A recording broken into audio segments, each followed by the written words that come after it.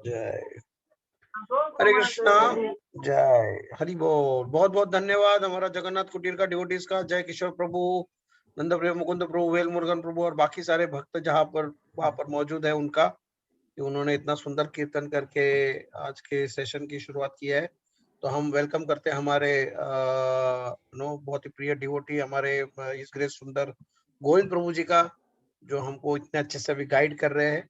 आज हम 5th session में हैं, जर्नी ऑफ सेल्फ डिस्कवरी, हमारे आत्म साक्षात्कार के इस प्रवास के सेकेंड लास्ट सेशन में है। तो कल प्रभु जी ने जो सेशन रोका था वो इस पॉइंट पे था कि कैसे व्यक्ति को क्या हमारा रोल मॉडल होना चाहिए, कि किसका हमको आश्रय लेना चाहिए। तो आज उस विषय में हम जानेंगे कि हमें किसका आश्रय लेना चाहिए। तो हम वेलकम करते हैं इस ग्रेट सुंदर गोविंद प्रभु जी को फिर से प्रेम से 3 बार हरे कृष्ण महामंत्र बोलकर, ताकि हम और भी इस कथा को आगे सुन सके। हरे कृष्णा कृष्णा कृष्णा कृष्णा कृष्णा हरे हरे, हरे हरे राम राम राम राम हरे हरे, हरे कृष्णा कृष्णा कृष्णा कृष्ण हरे कृष्ण हरे, हरे हरे हरे हरे राम राम राम राम राम हरे हरे, हरे हरे हरे कृष्णा हरे कृष्ण कृष्णा कृष्ण कृष्णा हरे कृष्ण हरे, हरे हरे हरे हरे राम राम राम हरे राम हरे। हरे। जय, बहुत बहुत धन्यवाद सबका। ओवर टू यू सुंदर गोविंद प्रभु जी। मैं आपके ऊपर स्पॉटलाइट भी डाल देता हूँ and you have the rights to share also. Hare Krishna.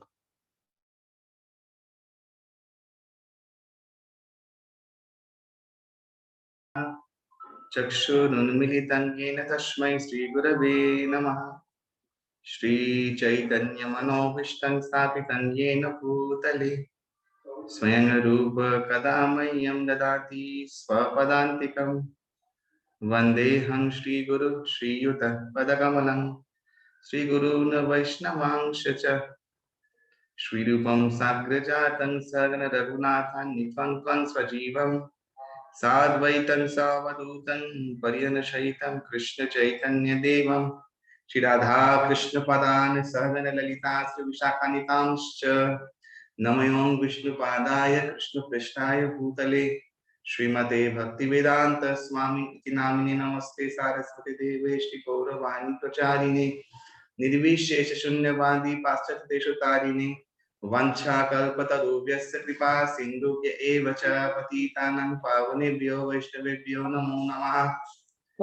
नमो महावदन्नाय कृष्ण प्रेम प्रदायते कृष्णाय कृष्ण चैतन्य नाम्ने गौरीत्विषे नमः। पंचतत्मात्मकं कृष्णं भक्तरूप स्वरूपकं भक्तावतारं भक्ताख्यां नमामि भक्त शक्तिकम्। हे कृष्ण करुणा सिंधु दीनबंधु जगतपते गोपेश गोपिका कांत श्रीराधा कांत नमस्ते तप्त कांचन गौरांगी राधे वृंदावनेश्वरी वृषभानुसुते देवी प्रणमामि हरिप्रिये। जय श्री कृष्ण चैतन्य प्रभु नित्यानंद श्री अद्वैत गदाधर श्रीवासादि श्री गौर भक्त वृंद। हरे कृष्ण कृष्ण कृष्ण हरे हरे, हरे राम राम राम हरे हरे। गंकरोति वाचालं पंगुं लंघयते गिरिं यत्कृपातमहं वन्दे श्रीगुरुर्दिनतारिणं श्रीचैतन्यं ईश्वरं श्रीपरमानन्दमाधवम्।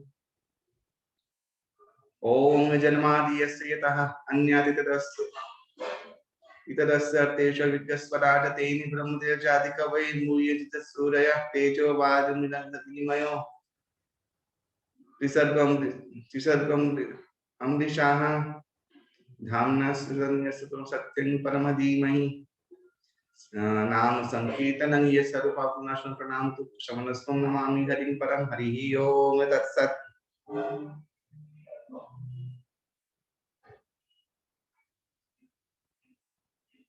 तो श्री गुरुपाद पंकज जगदगुरु ने हमारे परम गुरु जगत श्री प्रभुपाद के चरणों में प्रार्थना करते हुए आज के हम सेशन शुरू करेंगे।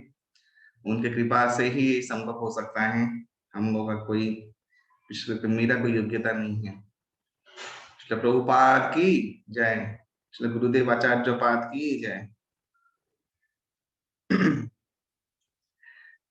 तो वेल मुरुगन जो भक्त हैं जगन्नाथ कुटीर के बहुत सुंदर कीर्तन कर रहे थे। और मेरी फेवरेट डेटी का नाम लिया, राधा गिधारी जी। बहुत धन्यवाद well Murugan. I don't know is initiator not, but बहुत स्वीट कीर्तन कर रहे थे और बहुत मग्न होके। बहुत धन्यवाद आप कीर्तन का।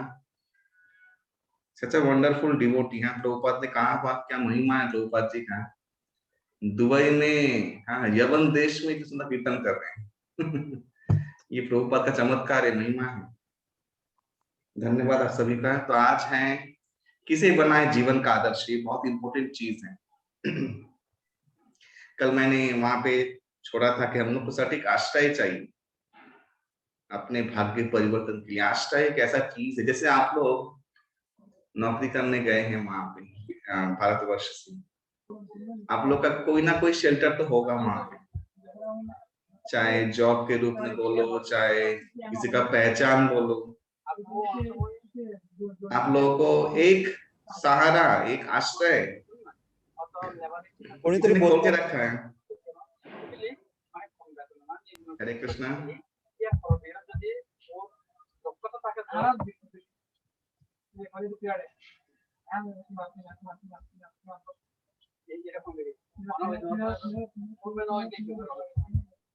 कौन ओपन है?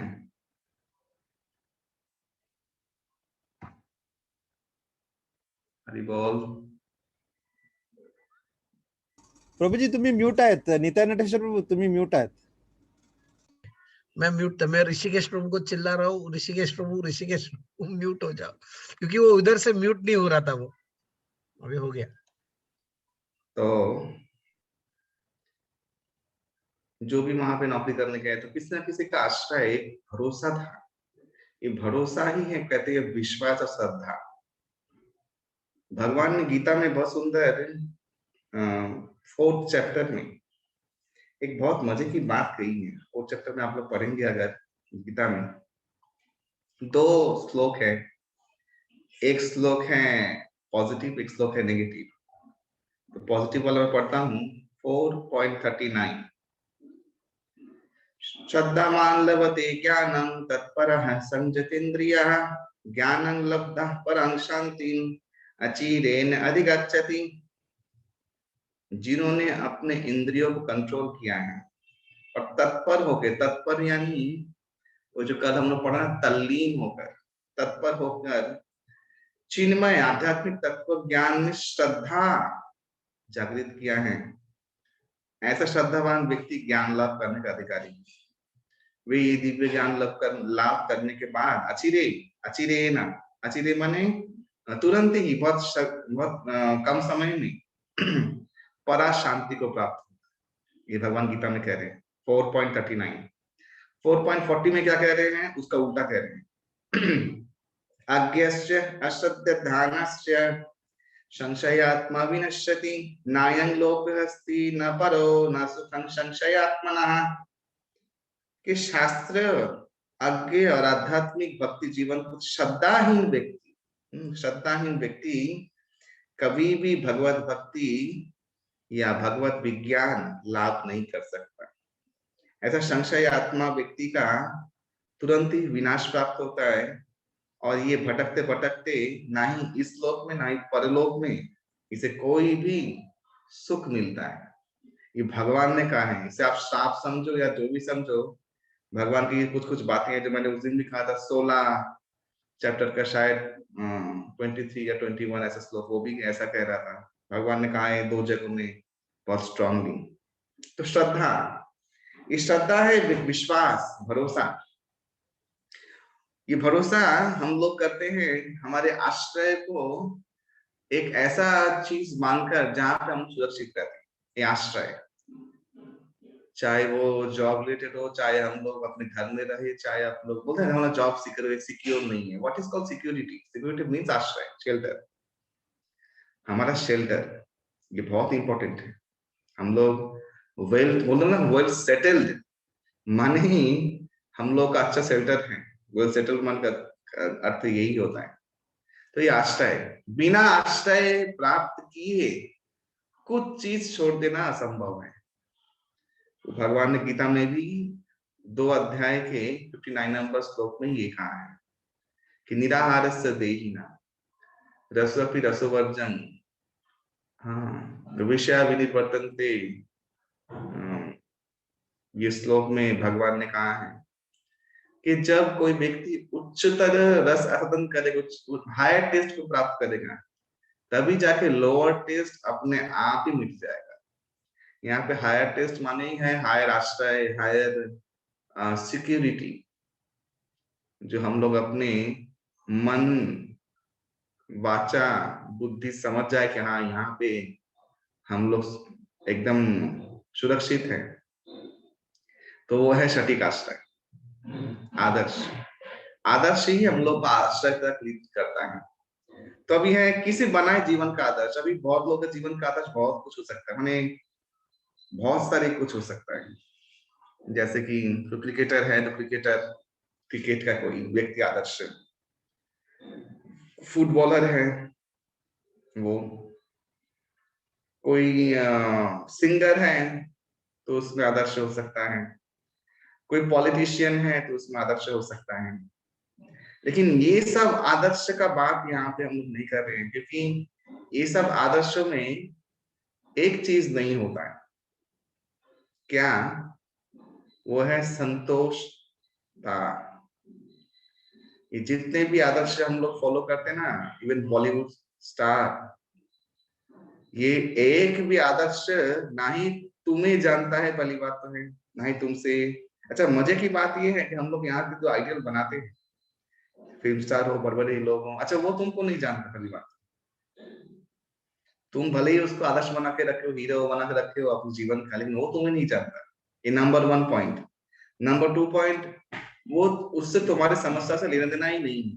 तुम बाढ़ में जाओ, तुम पैसा खर्च करके मेरा फिल्म देखो, मेरा शो देखो, मेरा गाना सुनो, मेरा खेला देखो, तुम देखो, तुम करो, बदले में तुम क्या करोगे? आदर्श कुछ नहीं, उसका कोई लेना देना नहीं है, वो अपना कमा दमा के निकल जाएगा। ये हम लोग आदर्श का परिस्थिति है। और हम लोग मूर्ख हैं, उनके जैसा बनने की कोशिश करते हैं, उनके जैसा लाइफस्टाइल। ये जो हमारे भारतवर्ष में या कहीं पर भी पागल लड़कियां जो हैं, ये जो नए जनरेशन फिल्मी दुनिया में जीते, बॉलीवुड कल्चर, वो लोग सोचते हैं कि फिल्म में जैसा होता है उनके जीवन में वैसा ही हो जाएगा। हाँ, तो फिल्मी दुनिया में जीना, सब वही आदर्श को ही देख के, सब अपना रोल मॉडल को देख के, और बहुत ही हद तक इसका इल्यूशन है, बहुत ही हद तक। कल हम लोग एक पॉइंट मिस किए, वो ये है, जब वो वृत्ति की बात आई, कर्म वृत्ति, हमारा वृत्ति चेंज करना, उसी से तो हम लोग आश्रय तक पहुंचे। तो वृत्ति का एक और जो चीज है, कल जो प्रभु ने प्रश्न पूछा कि हमारी वृत्ति कंट्रोल क्या करता, तो मैं वो पॉइंट बोलना चाहता था लेकिन मैं भूल गया। वो पॉइंट ये है कि हम लोगों के मन में जितने भी वासनाएं आती है, जितना भी नेगेटिव थॉट, इल थॉट आता है, उसका 2 पर्याय क्रम होता है शास्त्रों के आधार पर। और टेक्निकली भी हम लोग बोलते हैं thinking, feeling and then willing, ये होता है। तो जब ऐसा थॉट आ रहा है वृत्ति के अनुवृत्ति के रहने पर, तो उस थॉट को कभी भी फीलिंग तक आना नहीं देना चाहिए। फीलिंग तक आ गया तो विलिंग तक अवश्य हो ही जाएगा, तो फीलिंग के स्तर पे उसको कैंसिल कर देना चाहिए। तो मैं कह रहा था कि वृत्ति को ध्यायत विषयान पुंस, बार बार ध्यान करना, संगस्तेषु उपजायते, संगः संजायते कामात्, कामात् क्रोधः। ये दूसरे अध्याय का 61 और 60 ना 61, 62 और 63 नंबर श्लोक है ना, आई थिंक 61, 62 श्लोक है भगवत गीता का चैप्टर 2 कि शुरुआत होता है वो ध्यान करने से, उनका चिंतन करने से। तो जब हम लोग ऐसे आदर्श बनाएंगे, यार हमारी वृत्ति भी खतरनाक स्टेज में है, और उनका ध्यान करते रहेंगे, तो हम लोग कहाँ तक पहुंच सकते हैं, आप लोग जान सकते हैं। How dangerous it is, how dangerous. हम लोग सोच भी नहीं सकते हम लोग किस परिस्थिति में होंगे, क्योंकि जिसको तुमने आदर्श बनाया उसको तुमसे लेना देना नहीं है। और तुम भाड़ में जाओ, तुम क्या करना हो, तुम अपना देखो, वो लोग मस्ती में हैं। तो हम लोग भौतिक जीवन में ऐसे आदर्शों को अपने मन में, अपने हृदय में स्थान देते हैं और अपना बहुमूल्य समय इन आदर्शों को फॉलो करने में बिताते हैं। लेकिन आदर्श कैसा होना चाहिए, पहले हम लोग वो देखते हैं, क्योंकि हमारा आदर्श ही हमारा आश्रय है। ये हमेशा समझ के रखिएगा। हम लोग उस आदर्श को मानते मानते वैसे ही बन जाते हैं, वहीं तक चले जाते हैं, और अवश्य ही सफलता किसी चीज में नहीं मिलती है। तो हम लोग को ऐसा आदर्श बनाना है जिससे हम लोग आश्रय प्राप्त करें और जो सदा के लिए हो और सटीक हो। तो हमारा आदर्श वो है जो हमारे, पहला पॉइंट, हमारे भटके हुए मन को एक ठौर दे। ये सबसे बड़ा पॉइंट।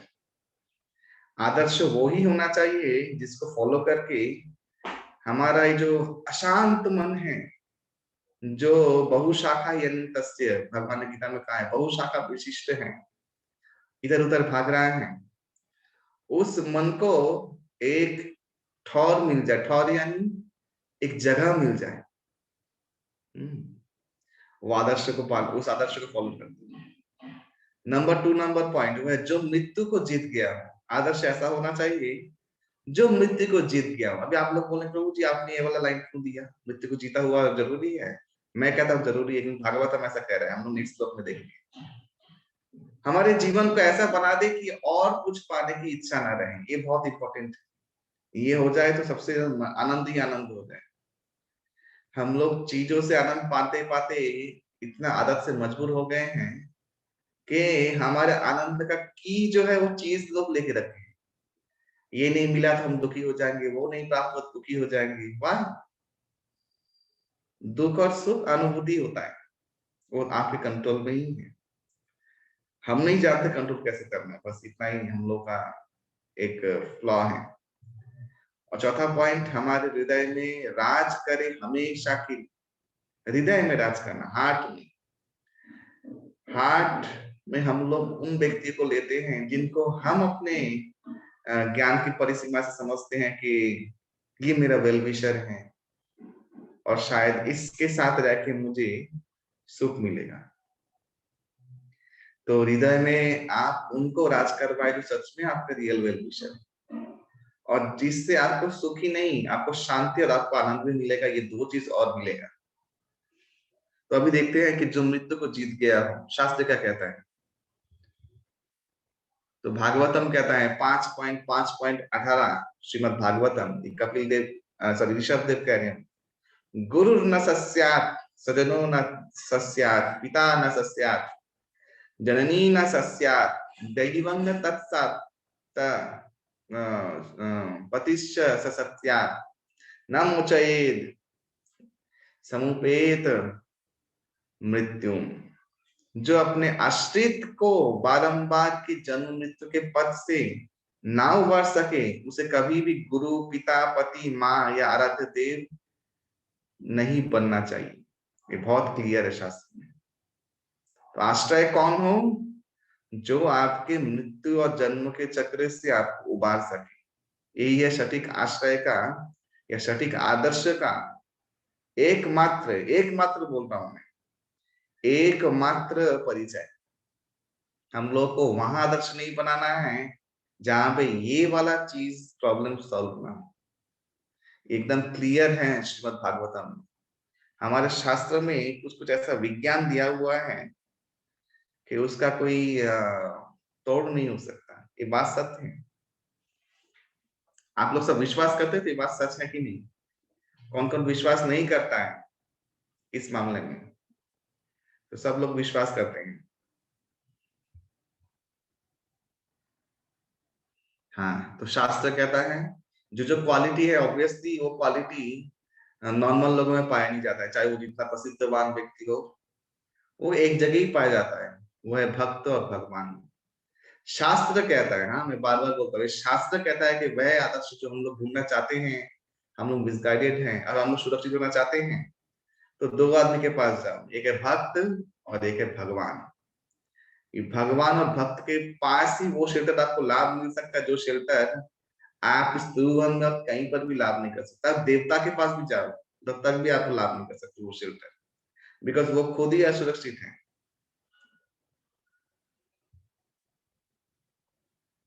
अभी भगवान, कल मैंने तत्व विभ्रम में एक चीज कहा था कि परतत्व विभ्रम अवस्था, आप लोग को याद हो कि किसी को कोई आध्यात्मिकता में रुचि भी हो तो परतत्व विभ्रम, उसको पता नहीं होता है कि परतत्व ईश्वर तत्व कौन है।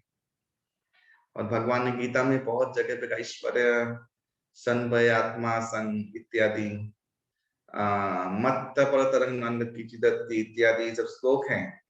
अहमेव वेद्यो इत्यादि श्लोक भगवान चिक चिक के कहा है कि वो परतत्व मैं ही हूँ, भगवान श्री कृष्ण ने, श्री हरि ने।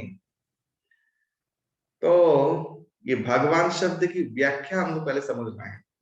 भगवान किसे कहते हैं? वो ईश्वर तत्व परतत्व कौन हो सकता है? ऐश्वर्य से समग्रस्य वीर्यस्य यशश्च श्रियः ज्ञान वैराग्यश्चैव षण्णां भग इतिंगना। ये विष्णु पुराण 6:5-47 श्लोक है। इसमें कहा गया है कि जिस व्यक्ति में, यहाँ पे भग और वान, वान माने जो वो पॉसेस करता है, और भग माने ये 6 ऐश्वर्य। उसमें ऐश्वर्य पूर्ण रूप से हो, वो वीर्यवान पूर्ण रूप से हो, वो यशस्वी हो पूर्ण रूप से, वो श्रीवान हो, संपत्तिवान हो पूर्ण रूप से, ज्ञानवान हो पूर्ण रूप से, और वैराग्यवान हो पूर्ण रूप से। तो आप लोग सोचते हैं कि अरे ये तो कोई व्यक्ति भी यहाँ बन सकता है भगवान, लेकिन शास्त्र में वही विडंबना दी गई है। आप लोग पहले ये 5 गुणों को देखिए, संपूर्ण ऐश्वर्य, संपूर्ण यश, संपूर्ण श्री, संपूर्ण वीर्य और संपूर्ण ज्ञान। ये संपूर्ण मात्रा में है जिसके पास, क्या वो व्यक्ति संपूर्ण वैराग्यवान हो सकता है? नहीं हो सकता। वो एक ही व्यक्ति हो सकता है, वो भगवान। ये विरोधी गुण है। 5 गुण तो समगुण है और एक विरोधी गुण है। भगवान संपूर्ण इतना गुण होने के बाद भी भगवान वैराग्य है भगवान में। तो भगवान ये 6 ऐश्वर्य से युक्त वैराग्य में एक ऐश्वर्य है। वान, वो व्यक्ति जिसके पास ये 6 गुण है, वो है भगवान। तो भगवान का परिभाषा तो शास्त्र में बहुत जगह पे दिया हुआ है। भागवतम में कहा तत्त्वविदस्तत्त्वं यत् ज्ञानम् अद्वयम् ब्रह्मेति परमात्मेति भगवानिति शब्दते, कि वो परतत्व जो शास्त्रीय पंडित लोग जिसके गुण व्याख्यान करके गए हैं, उसे ब्रह्म परमात्मा भगवान बोल के संबोधित किया जाता है। तो इसमें 3 चीज हम लोग और देखेंगे कि ब्रह्म यानी भगवान का निराकार चिदाकार स्वरूप, परमात्मा भगवान का आंशिक स्वरूप, और भगवान का साकार सगुण सविशेष स्वरूप। अभी इन तीनों को लेके मतभेद है कि वो परतत्व तो ये 3 रूप में है। आप जो बोल रहे हैं वो आश्रय 3 रूप में है। अब इसमें से भी भगवान जो है वो तो हम लोग समझ गए भगवान क्या है, लेकिन इन आश्रय में से कौन सा आश्रय हम लोग ग्रहण करें? तो निराकार, निराकार बोल के एक्चुअली इस जगत में कुछ भी नहीं है। जिस ब्रह्म ज्योति का हम लोग बात करते हैं, वो ब्रह्म ज्योति और कुछ भी नहीं, वो है effulgence of the divine body of lord Krishna. भगवान के दिव्य देह का चिन्मय छटाएं हैं, वो है ब्रह्म ज्योति। और परमात्मा रूप है भगवान का आंशिक स्वरूप, वो उनका अंतर्यामीता जो गुण है उसको प्रकट करता है। ये उनका ऑफिशियल स्वरूप है। और भगवान जो है सगुण साकार सविशेष, ये उनका असली स्वरूप है जिसमें ये 6 गुण विद्यमान है। जैसे मैं एक उदाहरण देता हूं कि पानी के 3 अवस्थाएं होती है, 3 स्टेट होते हैं, पता है? एक तरल लिक्विड, एक गैस है यानी वेपर, और एक है आइस, वो है सॉलिड, पानी का पाया जाता है तीनों स्टेट में। तो आपके प्यास बुझाने के लिए आपको क्या काम में आता है, लिक्विड, गैस या सॉलिड? आपका प्यास बुझेगा सिर्फ और सिर्फ लिक्विड से, जो उसका ओरिजिनल रूप है, ना ही वाष्पीभूत अवस्था से और ना ही सॉलिड यानी बर्फ से। तो भगवान वो चीज है जिसको हम जीवात्मा लोग एक्सेस कर सकते, इसी स्वरूप को, और किसी स्वरूप को नहीं। भगवान ने गीता में क्लियर कर दिया 12वें अध्याय में 5वां नंबर श्लोक, अव्यक्त ही गति दुख्यं देह बद्विधि व्यापते। हे अर्जुन, जो साकार देहधारी जीव है, निराकार जो तत्व है, अव्यक्त रूप, उसको साधना कष्टकर हो जाएगा। अधिकतर तेषाम अव्यक्त अधिकतर बहुत कष्टमय हो जाएगा जीवन, क्योंकि वो उसको उसका मतलब ही पता नहीं है, वो उसको एक्सेस ही नहीं कर सकता। अर्जुन को सावधान कर दिया था 12वें अध्याय में। तो ये ब्रह्म और परमात्मा ये हम जीवों के लिए है ही नहीं, ये भगवान का ऑफिशियल रूप है। भगवान इसमें इस रूपों से समस्त शक्ति विकरित करके समस्त जगत में व्याप्त होते हैं। ये भगवान का गुण है, उनकी दिव्यता है। और परमात्मा रूप में सभी जीवधारियों के देह में वो अंतर्यामी रूप में प्रकट होते हैं, उनके कर्म फल को रिकॉर्ड करने के लिए। ये उनका ऑफिशियल ही है, उससे लेना देना कुछ नहीं है। परमात्मा को हम लोग एक्सेस ही नहीं कर सकते, भले ही योगी लोग है इत्यादि है, लोग बोलते परमात्मा को एक्सेस कर सकते, लेकिन ऐसा नहीं है। परमात्मा को हम लोग एक्सेस नहीं कर सकते। ठीक वैसे ही जैसे हम लोग बर्फ और वेपर से प्यास नहीं बुझा सकते, वो हमारे एक्सेस के बाहर है। तो इसलिए हम लोग को आश्रय अगर ढूंढना है तो सगुण सविशेष साकार भगवान का जो स्वरूप है, जो उनका आदि स्वरूप है, उसमें ही ढूंढना है। उसके बिना अगर हम लोग कहीं इधर उधर भटके तो फिर वही तत्व विभ्रम, हम लोग वही तत्वों में ही भ्रमित रह जाएंगे। क्योंकि अत्यंत की लाभ अगर हम लोग को मिलेगा तो भी भगवान के सगुण सविशेष साकार स्वरूप में मिलेगा, इसके अलावा संभव नहीं।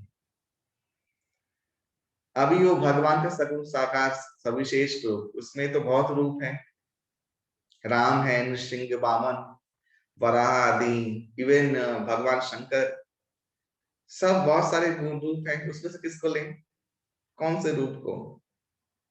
तो आप लोग कहेंगे शास्त्रों में कहा गया है कृष्ण है, शास्त्रों में तो शिव को भी कहा गया है, शिव महापुराण में और लिंग पुराण में।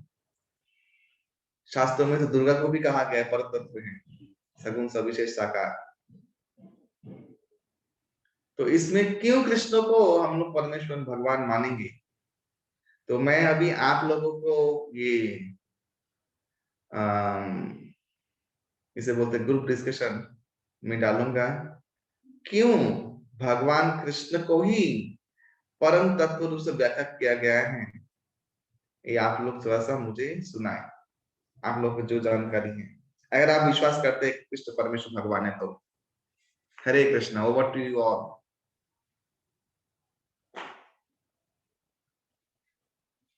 तो प्रभु जी पहले तो जो श्रीमद् भागवतम है उसमें ये वर्णन है, एते चाम सकला पुंस कृष्णस्तु भगवान स्वयं। तो यहाँ पर वेद व्यास जी ने जो श्रीमद् भागवतम की रचना की उसमें ये श्लोक आता है, और इसमें क्लियरली वो मतलब ये जो श्रीमद् भागवतम है इसकी प्रेरणा भी वेद व्यास जी को ब्रह्मा जी से मिली थी, नारद मुनि से मिली थी।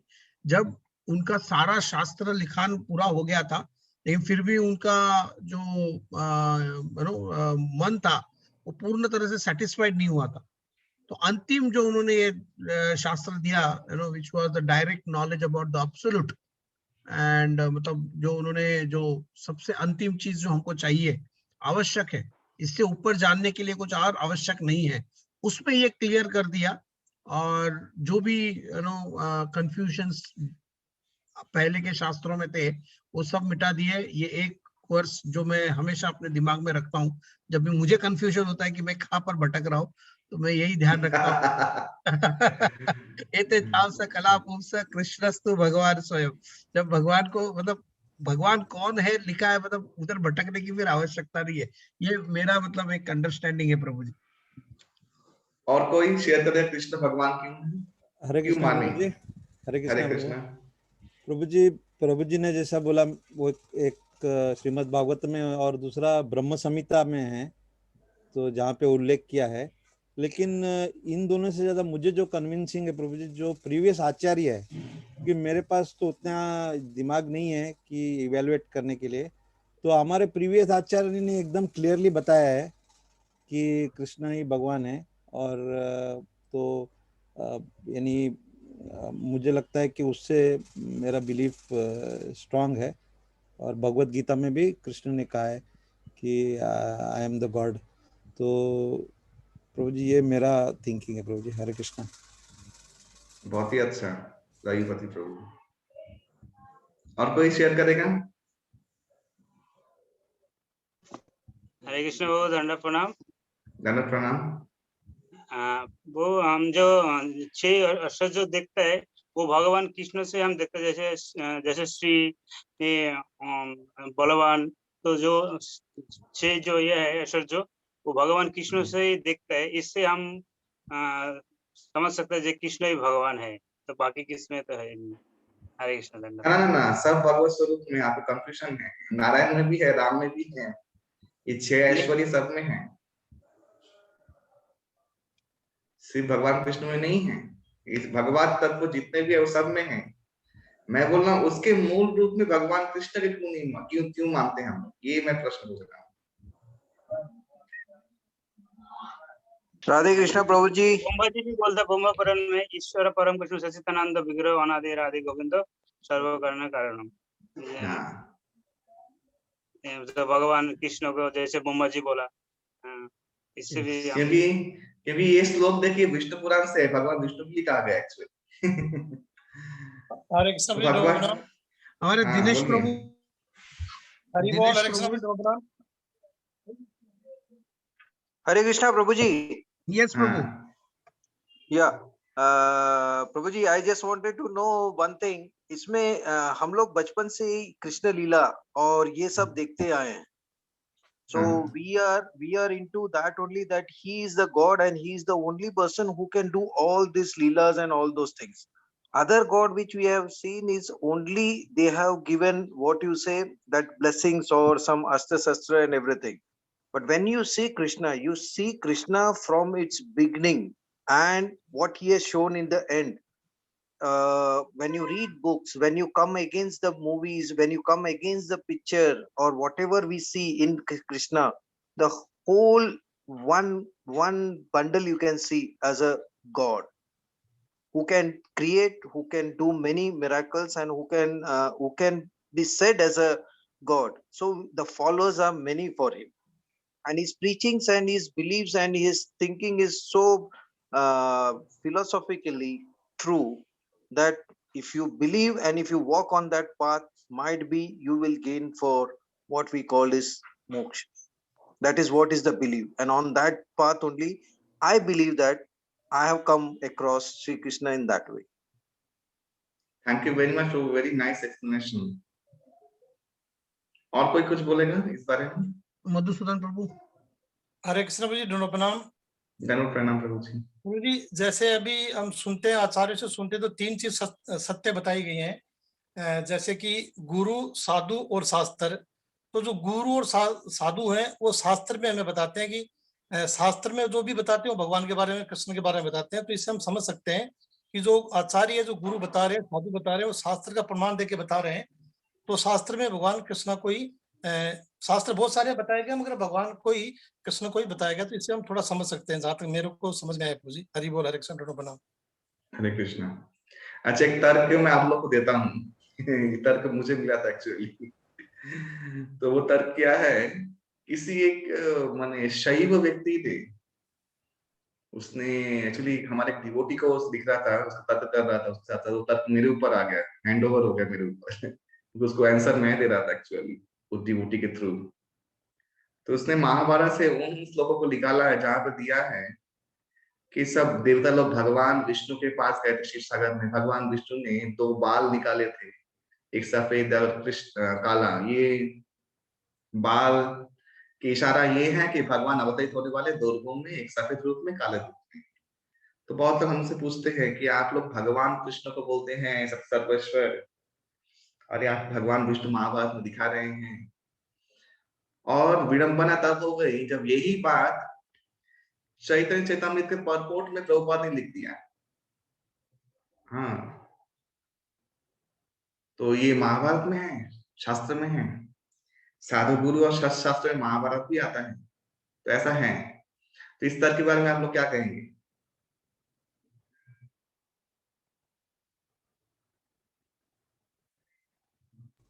प्रभु जी हरे कृष्णा। प्रभु जी विष्णु कृष्ण तो एक ही है ना प्रभु जी? ना, तत्वतः तो तत्व रूप में एक है।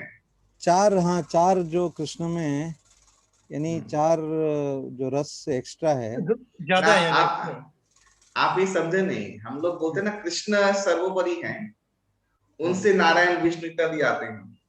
लेकिन ये महाभारत में जो केस घटा उसमें दिया गया है कि भगवान विष्णु सर्वोपरि हैं और उससे कृष्ण अवतार, उसमें से अवतार आ गए। Yes yes.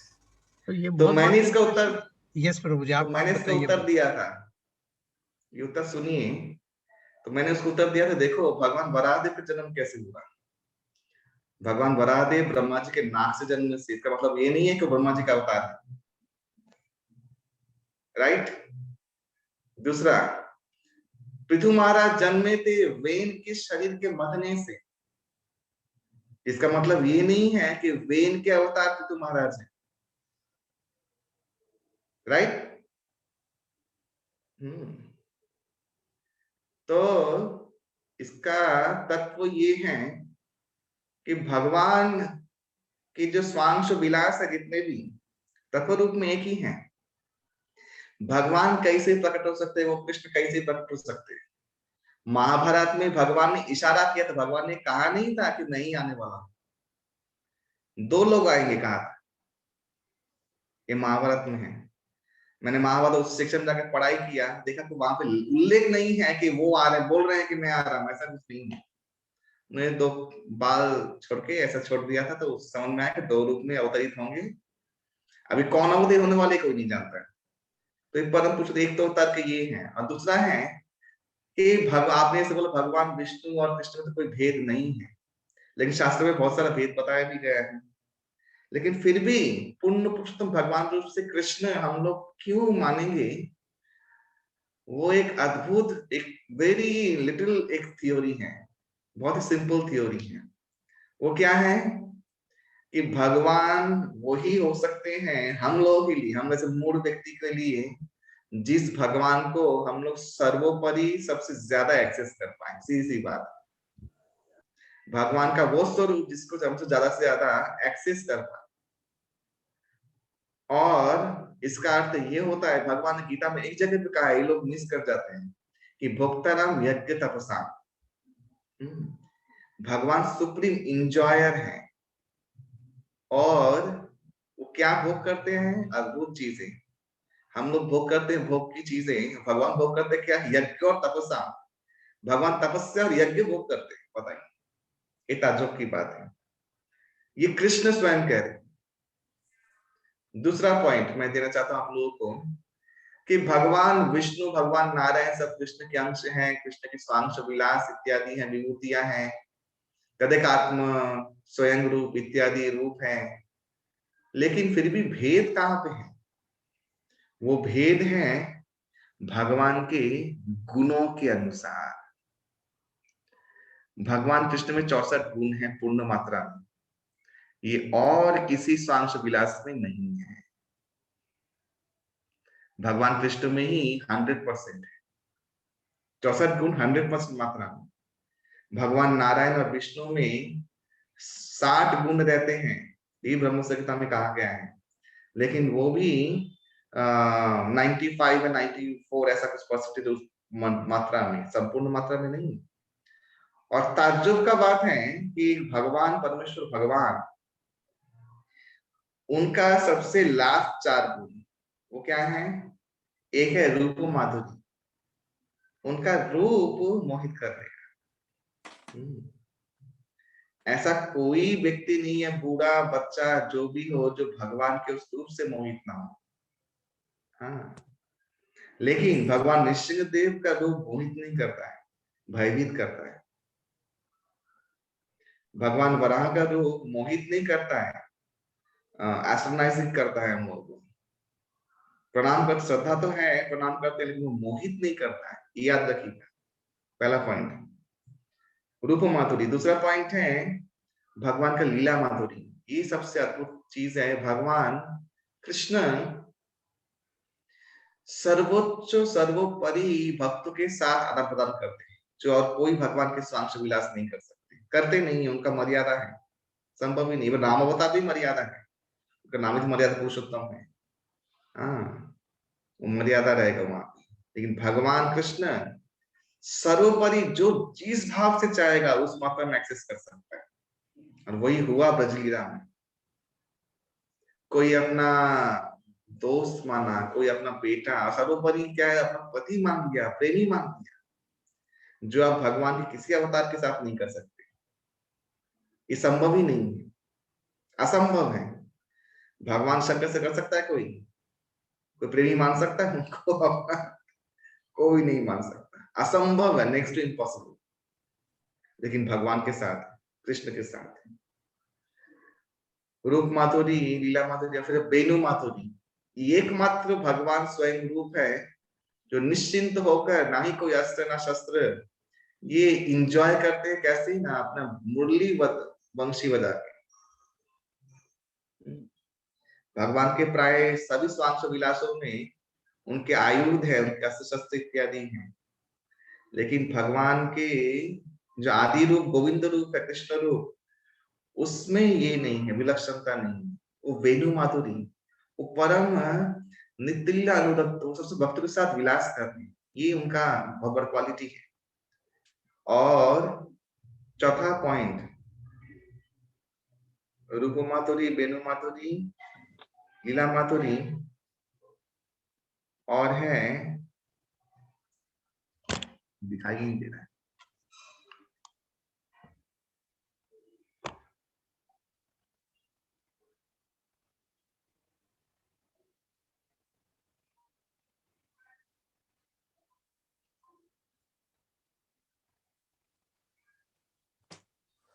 भक्त माधुरी। भगवान का भक्त पार्षदों के साथ अद्भुत जो संबंध प्रकट करते हैं भगवान कृष्ण रूप में, वो और कोई स्वांश इस रूप में प्रकट नहीं करता है। ये चतुर माधुरी भगवान कृष्ण को ही उद्घोषित करते हैं कि वे परमेश्वर भगवान हैं। जैसे मैं ये समझा तब जब प्रवचन में सुना किसी महाराज से, किसी ब्रजवासी से किसी महात्मा ने पूछा कि अरे बेटा, ये नारायण शिला है, तू प्रणाम कर, तू इसको पूजा कर। तो उससे पूछा क्या होगा इससे पूजा करने में?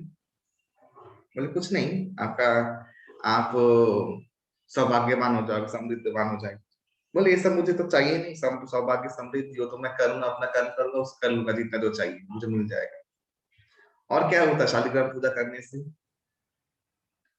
बोले यही कि भगवान आपकी सारी प्रार्थनाओं को सुन सकते हैं, आपको उसका प्रतिदान दे सकते हैं। तो उस व्यक्ति ने, ब्रजवासी ने, उस महात्मा, क्या मेरे भगवान मेरे साथ शौच करने जा सकते हैं जब मैं जाऊं शौच करने में? तो महात्मा बोला, भगवान को बोलता है शौच करने जाता है, भगवान शौच करते हैं क्या?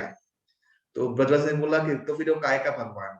जब मेरे साथ शौच करने जा नहीं सकता तो काय का भगवान? उसको सब गुडी गुडी चीज ही चाहिए, तो ऐसा भगवान की जरूरत नहीं है। भगवान मेरे साथ, भगवान माने क्या, मेरे परम बंधु, परम मित्र। मैं जैसा खिलाऊं वैसा खाए, जैसे मैं रहूं वैसा मैं रहे। तो वो मेरा परमेश्वर भगवान है, वही मेरा सबसे प्रिय व्यक्ति है। तो ऐसे भगवान को मैं क्या करूं, जो मेरे भगवान जो नित्य क्रियाओं में मेरे साथ नहीं है, ऐसे भगवान का मैं क्या करूं। तो ये ब्रजवासी का एक कहानी है, एक मैंने महाराज से सुना था। तो ब्रजवासी लोग का प्रेम इतना अत्यंत है कि वो लोग भगवान से कुछ मांगते नहीं, लेकिन भगवान से लीला परायण होना वो चीज चाहते हैं।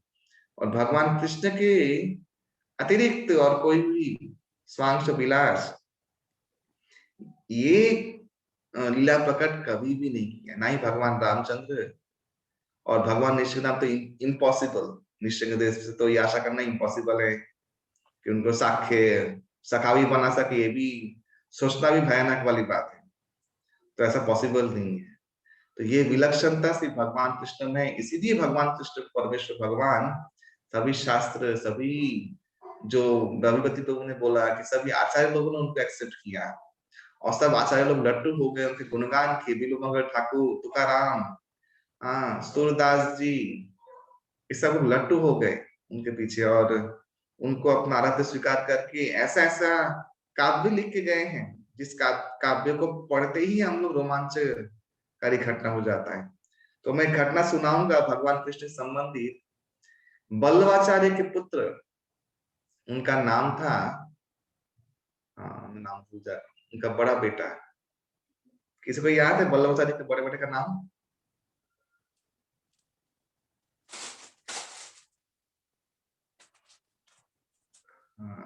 विठलनाथ जी। विठलनाथ जी थे बल्लवाचार्य के प्रथम पुत्र, और वो बहुत बड़े आचार्य बने। वो अष्ट शाखाओं में से एक है, जो पुष्टि मार्गीय संप्रदाय लोग जिसको आचार्य गोष्ठी मानते हैं। तो विठलनाथ जी गोपाल को रोज सेवा करते थे, और गोपाल का वो विग्रह साक्षात विठलनाथ जी से सेवा ग्रहण करता था। तो एक दिन विठलनाथ जी खीर बना के लेके आए, तो भगवान को खिलाए। तो भगवान ने कहा नहीं, इसमें थोड़ा सा मजा नहीं आया, ये मीठा कम है। तो ठीक है, अभी खा लो, कल बनाऊंगा। फिर नेक्स्ट दिन लेके आए तो मीठा डाला ज्यादा। तो फिर बोला कि नहीं नहीं, ये ज्यादा मीठा हो गया, इतना मीठा नहीं खाना, पूरा मुंह मीठा मीठा हो गया। फिर विठलनाथ जी गए, फिर नेक्स्ट दिन आए तो चीनी, दूध और खीर सब अलग अलग लेके आए। भगवान बोले अरे ये क्या है? बोले आपको कभी चीनी ज्यादा लगता है, कभी कम लगता है, ये आप ही जानो। तो मैं चीनी दिया नहीं, ये चीनी आप दे दो। बोला अरे मुझे देना नहीं आता, मुझे सिर्फ खाना आता है। गोपाल तो खाना आता है, उनको देना नहीं आता है। तो विठलनाथ जी बोले कि जब आपको कुछ आता नहीं, जब जब खाना दे रहा हो तो खा लिया करो, या नखरे करने की कोई जरूरत नहीं है। फिर उसी दिन रात को जब सो रहे हैं, गोपाल जी को सुला रहे हैं, तो बोल रहे नहीं ये चादर में नहीं सोना है, दूसरा चादर निकाल लो। तो ऐसे करते करके प्राय 40 से 50 चादरें चेंज करवाई अपने छोटे से खटिया के। फिर भी मन नहीं भरा, तो एक चादर से दिखा, एक शयन सैया को दिखा, तो बोले हाँ थोड़ा सा चलेगा, चलो इसे बिछा दो। फिर गोपाल जी को जैसे लियाने जा रहे हैं विठलनाथ जी, तो विठलनाथ जी तो बोल रहे हैं गोपाल जी कि देखो ना, मुझे ना यहाँ पे नींद नहीं आएगी, तुम एक काम करो, तुम अपनी गोदी में सुला दो मुझे। तो विठलनाथ जी उनको गोदी में सुला रहे हैं, और सारा दिन मंदिर में बैठे हुए हैं। तो भगवान का ये जो आबदार, ये जो आंतरंग भाव, ये कृष्ण के अतिरिक्त और कोई भी किसी के साथ संभव नहीं है, क्योंकि ये परमेश्वर भगवान है। शास्त्र में तो ब्रह्मा जी ने बहुत कुछ कहा है, शिव जी ने बहुत कुछ कहा है, वो तो है, वो तो हम लोग मानते हैं। लेकिन ये जो विलक्षणता जो है, ये लीलाओं के द्वारा, ये विलक्षणता से हम लोग प्राप्त होता है कि भगवान कृष्ण के अतिरिक्त पूर्ण पुरुष तो भगवान कोई नहीं हो सकता। अरे अवतार तो ग्रहण सब कुछ करते, सब लोग करते हैं। कोई भगवान कृष्ण थोड़ी ना अर्जुन का जमीन वापस दिलाने के लिए आए थे, थोड़ी भगवान वो करने के लिए आए थे। तो भगवान वहां बैठे बैठे ही कर सकते हैं वैकुंठ में, गोलोकधाम धाम में। भगवान आते हैं अपने भक्तों के साथ ऐसा आदान प्रदान करने के लिए, और भगवान को सर्वोपरि प्रमाण किया एक्चुअली वह ब्रजवासियों का साथ जो लीला हुआ भगवान का, उस लीला में सबसे ज्यादा क्लियर हो गया अच्छे तरीके से कि पूर्ण पुरुष भगवान कृष्ण ही है और कोई नहीं है। उसमें एक घटना आती है ब्रह्म विमोहन लीला, आप लोग जानते हैं। ब्रह्मा जी विमोहित हो गए थे, तो ब्रह्मा जी को लास्ट में भगवान ने अपने कौस्तुभधारी नारायण स्वरूप दिखाए थे, क्योंकि वही ग्वाल बाल बन गए थे, वही लकुटी बन गए थे, वही गाय बन गए थे। तो ब्रह्मा जी विविल्ड हो गए, ब्रह्मा जी को दिखाया, देखो तो ये कौन है, तो उनको विष्णु तत्व दिखाई दिए सब जगह, कौस्तुभधारी। और मजे की बात है ब्रह्मा जी ने एक नारायण को देखा था अपने जीवन में, एक कौस्तुभधारी। और ब्रह्मा जी को ये भी पता है कि वैकुंठ लोक में जितने भी पार्षद है वो नारायण जैसे ही दिखते हैं, चतुर्भुज वैसे ही दिखते हैं। लेकिन ये जितने भी खड़े हुए हैं विष्णु तत्व, ये सब नारायण थे। ब्रह्मा जी देखे कौस्तुभ सबके गले में है, क्योंकि वैकुंठ जो ब्रह्मा जी जाते हैं, ब्रह्मा जी पहचानते इसी चिन्हों से कि ये नारायण है, क्योंकि वहां सब लोग तो नारायण स्वरूप है। कौस्तुभ, फिर श्रीवत्स चिन्ह, भृगु ऋषि का चरण चिन्ह इत्यादि सब चिन्ह बताते हैं कि ये नारायण है। लेकिन यहाँ पे देख रहे हैं कि सभी लोग नारायण हैं। तो भगवान कृष्ण ने ऐसा दिव्य विभूति दर्शन कराया। तो ब्रह्मा जी प्रार्थना कर रहे हैं कि आपको जानने गया तो इतना बड़ा बवाल हो गया कि आप परमेश्वर भगवान हैं।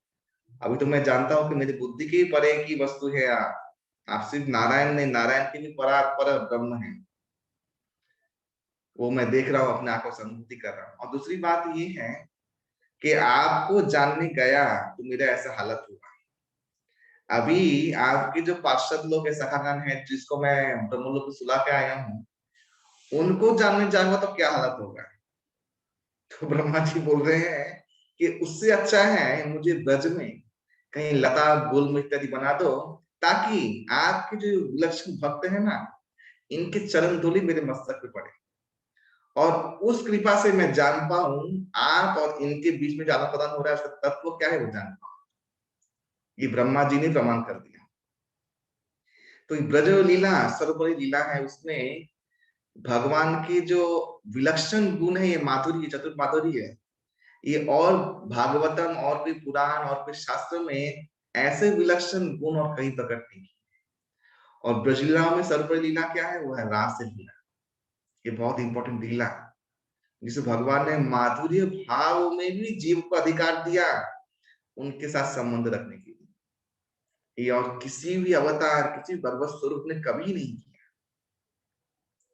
आप लोग तो जानते हैं, नरसिंह मेहता का नाम सुना है सब लोगों ने? नरसिंह मेहता सुना है सब लोगों ने? तो नरसिंह मेहता के गुरु कौन थे, पता है आप लोगों को? साक्षात भगवान शंकर उनके गुरु थे। और भगवान शंकर उनको डायरेक्ट लेके, कलयुग की बात है, ये ज्यादा पुरानी बात नहीं है, भगवान शंकर से मांगा कि आपके पास सर्वोच्च जो प्रिय वस्तु है वो मुझे दान करें। तो भोले बाबा कहाँ लेके गए उनको? उनका हाथ पकड़ा, उसी देह में नरसिंह मेहता को हाथ पकड़ा और लेके चले गए कुल वृंदावन धाम, और वहां पे रासलीला का दर्शन करवाए कि ये मेरे प्रिय आराध्य हैं, ये मेरा प्रिय पास टाइम है रासलीला, और मैं इसी का दिव्य चिंतन करता हूँ, ये मैंने आपको दे दिया। तो ऐसा सिद्ध गुरु भगवान शंकर जैसा, और प्राप्त करवा दिया टॉप हाईएस्ट प्लेटफॉर्म। और ये भगवान शंकर के नाम से ही भगवान ने केदार राग दिया, जिस राग को गा के भगवान को प्रकट किया नरसिंह मेहता ने 51 बार इस धरती पे। तो ऐसे भगवान शंकर, ब्रह्मा जी तो सब जगह अपने गुण महात्मा से समझा रहे हैं कि भगवान कृष्ण ही परमेश्वर भगवान है। लेकिन हम लोग को ब्रज लीलाओं का आधार लेके समझना है कि क्यों और कैसे परमेश्वर भगवान कृष्ण, क्योंकि ब्रज लीला में भगवान ने असुर मारे, हाथ से मारे, गला दबा के मारा, लात मार के मारा, ये सब ठीक है। लेकिन वो भगवान का भगवत्ता को पूर्ण प्रकाशित नहीं करता, जितना कि भगवान के साथ ब्रजवासियों का ज्यादा प्रदान है, भक्त वात्सल्यता, वो भगवान की भगवत्ता को पूर्ण प्रकाश करता है। यही आधार है। तो इसलिए परमेश्वर भगवान कृष्ण के अतिरिक्त और कोई नहीं हो सकता, संभव ही नहीं है। इसलिए हम लोग को एक सिद्धांत तो प्राप्त हुआ, वो है कि हम लोग का परतत्व जो आश्रय है वो कौन होने चाहिए? वो केवल भगवान श्री कृष्ण, क्योंकि श्री कृष्ण के अतिरिक्त वो आश्रय, वो शेल्टर, हृदय का देने वाला कौन हो सकता है। ये ब्रज गोपियां, ये ब्रजवासी लोग, ये सब लोग दुखी थे, सब लोग पैसे वाले भी नहीं थे, लेकिन इनका परम सुख था कृष्ण का सुख। और इन लोगों ने जो भक्ति का मार्गदर्शन दिया है वो शायद ही शास्त्रों में कहीं पर उल्लेख है। आप देखिएगा भागवतम शुरू होता है, पहला वैकुंठ की स्तुति, फिर भीष्म की स्तुति, ऐसे बहुत स्तुतियां भागवतम में है। लेकिन गोपी गीत जो है वो विलक्षण है, उसमें भगवान का गुण महिमा बहुत बताया नहीं गया है। उसे बताया गया है गोपी गीत में कि भगवान तुम हमारे जीवन में कितनी इंपॉर्टेंट हो, हम लोग तुम्हारे जीवन में कैसे, तुम्हारे जीवन में हम लोग भी अधिकार रखते हैं, ये गोपी गीत बताया गया है। इसलिए गोपी गीत सर्वश्रेष्ठ है। इसलिए बहुत स्तुतियों में गोपी गीत में बहुत फर्क है, आप लोग खुद देख सकते हैं। तो इसलिए भगवान कृष्ण के अतिरिक्त और कोई आश्रय देने वाला नहीं है, और हम लोग किसी और से आश्रय चाहिए भी नहीं। भगवान कृष्ण हम लोग अपनाना चाहते तो चाहे, नहीं तो हम लोग को कोटि कोटि बार नरक में डाले, कोई प्रॉब्लम नहीं। लेकिन अगर आश्रय मिलेगा तो चरणों में ही चाहिए, नहीं तो किसी के चरणों में नहीं चाहिए। ये हम लोग का मनोवृत्ति होना चाहिए। अभी आते भगवान के भक्त, ये कोई पढ़ेगा श्रीमद् भागवतम का 3, 25 और 21। श्रीमद् भागवतम 3.25.21 भगवान श्री हरि के भक्त की विलक्षणता। तितिक्षव कारुणिक सूरिद सर्वदेहिनाम अजात शत्रव शांत साधव साधु भूषणा। साधु के लक्षण है कि वह सहनशील, दयालु तथा समस्त जीवों के प्रति मैत्री भाव रखता है। उसको कोई शत्रु नहीं होता, वो शांत रहता है, वो शास्त्रों का पालन करता है और उसके सारे गुण अलौकिक होते हैं। तो मैंने कहा कि भक्त एक आश्रय है, भक्त का आदर्श हम लोग को, उसके आदर्श चरित्र का जो अभिव्यक्ति है वो हमारे जीवन में इतना गहरा कुछ और है क्या? क्या कुछ आवाज आ रहा है? नागेंद्र दास, हाँ। तो भक्तों का जो आदर्श चरित्र होता है वो हम लोग जीवन में इतना इम्पैक्ट डालता है कि वो और कोई भी नहीं डाल सकता, क्योंकि वो आदर्श चरित्र, मैंने बोला यहाँ पे लिखा हुआ है, अलौकिक होते हैं। क्योंकि वो तो मृत्यु को जीत चुका है, वो तो मुक्त हो चुका है। मुक्त व्यक्ति तो आपको मुक्त कर सकता है, जो मुक्त हुआ नहीं है वो कैसे आपको मुक्त करेगा? ये पहला सिद्धांत लॉजिक होना चाहिए। हम लोग जितने भी आदर्श ढूंढते हैं भक्त के अतिरिक्त, वो लोग बेचारे खुद फंसे हुए हैं, काम, क्रोध, लोभ इत्यादि में सब फंसे हुए हैं। वो लोग खुद जीवन के उद्देश्य नहीं जानते, तो वो लोग आपका जीवन का उद्देश्य, आपका समस्या का समाधान कैसे करेंगे? असंभव है। उनसे अपेक्षा रखना ही मूर्खता है। तो भगवान के शुद्ध भक्त, भगवान के प्रेमी भक्त, उनमें वो अलौकिक गुण होता है। वो सहनशील, दयालु और सारे जीवों के प्रति मैत्री भाव रखते हैं। उनसे कोई भी जीव का दुख देखा नहीं जाता है, और उसका कोई शत्रु नहीं होता। ये सबसे बड़ी बात है। तो कोई शत्रु नहीं है और ना ही कोई मित्र भी है। समदर्शी, वो समदर्शी है। विद्या विनय संपन्ने ब्राह्मणे गवि हस्तिनी सुनी चैव स्वपाके पंडिता समदर्शिना। ये गीता कहती है, 5वें अध्याय में श्लोक है। तो ऐसा भक्त समदर्शी होता है। उसके हृदय में भगवान की जितने भी जीव है सबके लिए सम्मान, प्रेम है, और वो चाहता है सबके कल्याण, अत्यधिक कल्याण हो, सब लोग मृत्यु के परे जाए। ये सोचना ही बहुत बड़े महान चीज है। हम लोग गाते हैं ना, वैष्णव जन को तीन कहिए पीठ पड़ाई जाने। ये पीठ, वो जानता है हम लोग का पीठ क्या है, और सही सही जानता है। वो वर्ड जगलिंग नहीं करता है कि यहाँ वहां बातें करके, नहीं, वो पॉइंट पे बातें करता है। उसको एक ही चीज से मतलब है, वो है किसी जीव को कृष्ण प्रेम नहीं मिला और वो इस जन्म जरावती संसार में आबद्ध है, उसको इसी चीज से मतलब होता है और किसी चीज से मतलब नहीं होता है। तो हम लोगों ने पहले देखा कि सौभाग्य वही है जो हम लोग का ये प्रॉब्लम सॉल्व कर दें। तो सर्वस अगर सुरीत कोई व्यक्ति होता है, वेल विशर, तो भक्त के अतिरिक्त और कोई हो ही नहीं सकता, क्योंकि वो सेल्फ मोटिव नहीं रखता, सेल्फलेस मोटिव रखता है। जितने भी लोग दुनिया में आप लोग आदर्श मान रहे हैं, सब सेल्फिश।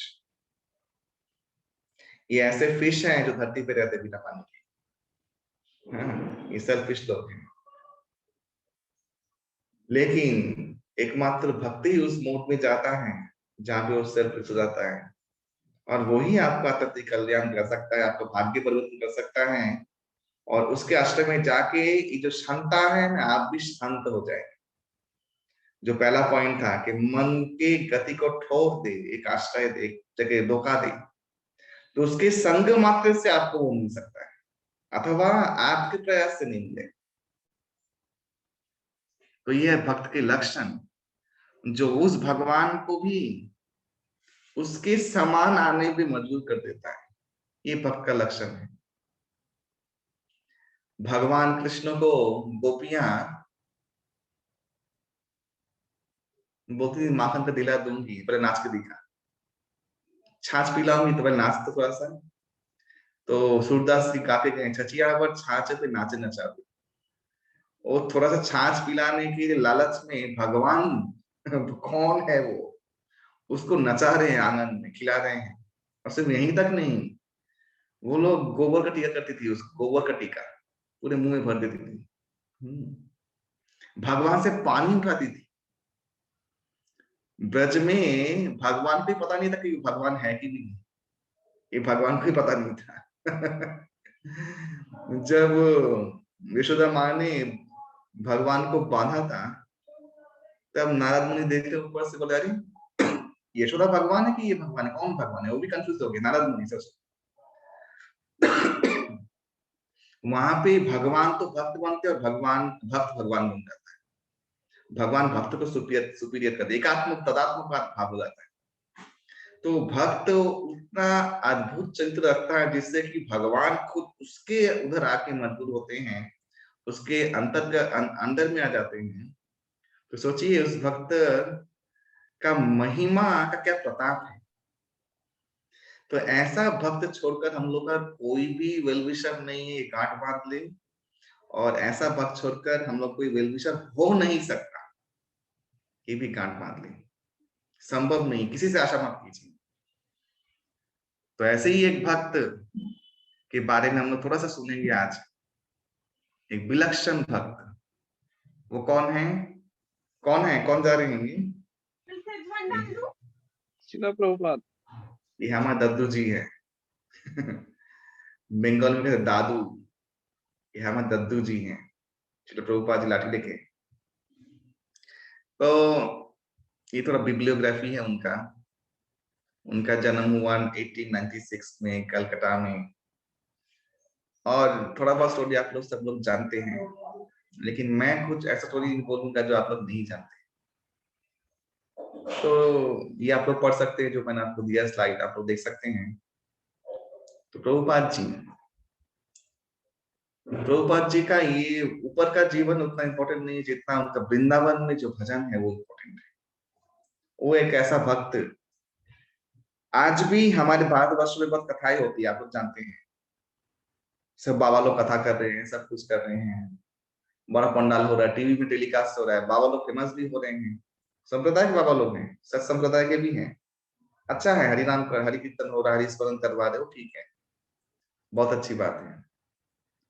लेकिन आचार्यों में भी क्लास होता है।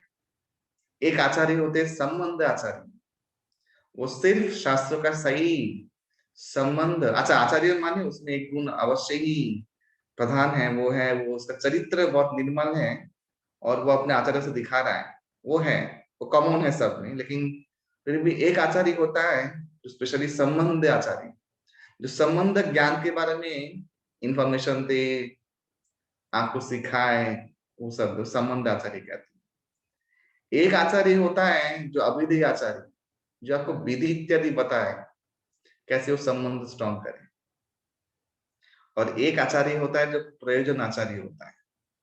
ये बहुत दुर्लभ है जो आप उसको अपनी उपलब्धि से समझाए कि उसने जो प्रयोजन तत्व प्राप्त किया है आप भी प्राप्त कर सकते हैं। तो आपको जितने भी आचार्य मिलेंगे, आपको ये तीन में से या तो एक मिलेगा या तो दो मिलेगा, तीनों तीन कभी नहीं मिल सकता। उसका कारण है ये तीनों संबंध, अवैधि और प्रयोजन। ये अगर कोई आचार्य में पूरे तरीके से माने अभिव्यक्त हुआ है तो वह एकमात्र श्रील प्रभुपाद जी। मैं वैष्णव आचार्य सत संप्रदाय के आचार्य के बारे में बात कर रहा हूँ, मैं वही जो असद गुरु इत्यादि उनके बारे में नहीं, क्योंकि संप्रदाय बिना मंत्र से निष्फला मता। संप्रदाय के बाहर जो भी कुछ है वो सब मनगढ़ंत तरीके से है, उसका कोई प्रामाणिकता नहीं है। मैं प्रामाणिक आचार्यों में से उनके इसमें बात कर रहा हूँ, तो उसमें प्रभुपाद जी जैसा आचार्य ना कभी हुआ था, ना भी है और ना कभी होगा। क्यों? क्योंकि वो संबंध, अविधि और प्रयोजन, इन तीनों को अपने जीवन से समझा के गए हैं क्या क्या करना है। तो प्रभुपाद जी जब वृंदावन में थे, आप लोग जानते हैं हर 10 साल के गैप में प्रभुपाद जी का एक माइलस्टोन ऊपर गया है, हर 10 साल के गैप में। पहले जब दीक्षा लिया 10 साल के गैप में, ना पहले जब मिले शशि ठाकुर से, ठीक उसके 10 साल के गैप में उन्होंने इनिशिएशन दिया। देखिए वहां पे 1922 है और यहाँ पे 1932 है, ठीक 10 साल का फेर है। और फिर ठीक 10 साल के बाद उन्होंने घर छोड़ा और फिर ठीक 10 साल के बाद उन्होंने इस्कॉन बनाया। मैंने ये आप लोग याद रखिएगा, 1922, 1932, 1942 और 1952 में संन्यास लिया। 1965, 62, 60 में अमेरिका गए और उन्होंने इस्कॉन बनाया, एक लीग बनाया 10 साल के अंतराल। प्रभुपाद का संघर्ष रहा, इस विलक्षण भक्त का संघर्ष रहा 40 साल, और उनका तब एज हो चुका था 76, आई थिंक 76 ऐसा। तो प्रभुपाद जी वृंदावन में रहते थे। उनको गुरुदेव ने एक बहुत पहले 1922 में उनका आदेश मिला था कि तुम इंग्लिश जानते हो, बहुत जरूरत है हमारे ग्रंथ के श्रीमद् भागवत भगवत गीता का प्रचार होने का, ताकि सभी जीव इस आपदा से मुक्त हो जाए। और भक्त का परम काम है कि सभी जीव को इस आपदाओं से मुक्त करना सदा के लिए। कि तुम इंग्लिश जानते हो तो तुम एक काम करना, कभी तुम्हें समय मिले, पैसा मिले, तुम इन ग्रंथों को वितरण करना, छापना और वितरण करना, और सभी जगह महाप्रभु का वाणी पहुंचा देना। ये कौन जमाने में गुरु ने पहले देखते उनको आदेश दिया, वो जो चीज उन्होंने मन में धारण किया वो अद्यपि तक, आज तक भी उसका हम लोग नाना रूप से अभिव्यक्ति देखते हैं। लेकिन प्रभुपाद जी सारे जीवन अंत तक वो चीज को लेके अपने हृदय में छुपा दी और फिर उसको भगवान कृपा से शक्तियों से प्रकाश किया। तो प्रभुपाद जी जब वृंदावन में थे तो प्रभुपाद जी का बहुत खराब हालत, आप लोग जानते भी नहीं है। प्रभुपाद जी को खाने का पैसा भी नहीं था। लीलामृत में लिखा हुआ है प्रभुपाद जी जब जाते थे अपना बैक टू गॉडहेड प्रिंट करवाने के लिए दिल्ली में, तो प्रभुपाद जी के पास पैसे नहीं होते थे। वो प्रिंट करवाने वाला कभी कभी प्रभुपाद जी को कुछ खिला देता था। प्रभुपाद जी को धन्यवाद देके प्रकृत होकर वो खा के चल जाते थे। और खुद प्रिंट करवा के खुद, ये तो जानते ही हैं, बैक टू गॉडहेड मैगजीन वो प्रचार करते थे। दिल्ली में स्ट्रोक आया, वो गिर गए, एक सज्जन व्यक्ति उनको फिर उठा के लेके चला वृंदावन में। उनका क्या इच्छा, न उनका इच्छा विदेश जाना है, प्रचार करना है, सफल हो ना हो कोई प्रॉब्लम नहीं। तो एक दिन बैठे हुए हैं अपने राधा दामोदर के घर में, उनका एक व्यक्ति से परिचय था, जो व्यक्ति उनको 250 ml मिल्क देता था, पाव भर दूध देता था। गाय का दूध। तो प्रभुपाद जी खुद जब साइकिल लेके जाते थे वृंदावन में तो वो खुद ही लेते थे, लेकिन एक दिन प्रभुपाद जी आए नहीं। प्रभुपाद जी जब कर रहे अपने घर में, और आज जैसे आप दामोदर मंदिर जाते थे घर जैसा है, उस जमाने में ऐसा घर नहीं था। उस जमाने में प्रभुपाद के घर में घास पत्तियां भी उगी हुई थी, फटा हुआ था बहुत, माने वहां पे रहने योग्य जगह नहीं थी। प्रभुपाद जी उसी रूम में रहते थे। प्रभुपाद जब कर रहे हैं और बहुत रो रहे हैं, और ये दूध वाला देखा कि स्वामी जी तो आए नहीं, तो दूध का कैन लेके खुद ही पहुंच गया।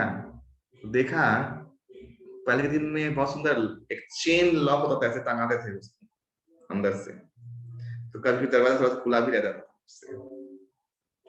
तो प्रभुपाद जी अंदर जप कर रहे हैं बहुत जोर से, और वो चेन लॉक जो है वो टंगा हुआ है ऐसे। तो स्वामी जी खटखटाया, नहीं सुना प्रभुपाद जी ने, तो उसने वो उसको धक्का मारा तो थोड़ा खुल गया। तो देखते हैं प्रभुपाद जी के सामने एक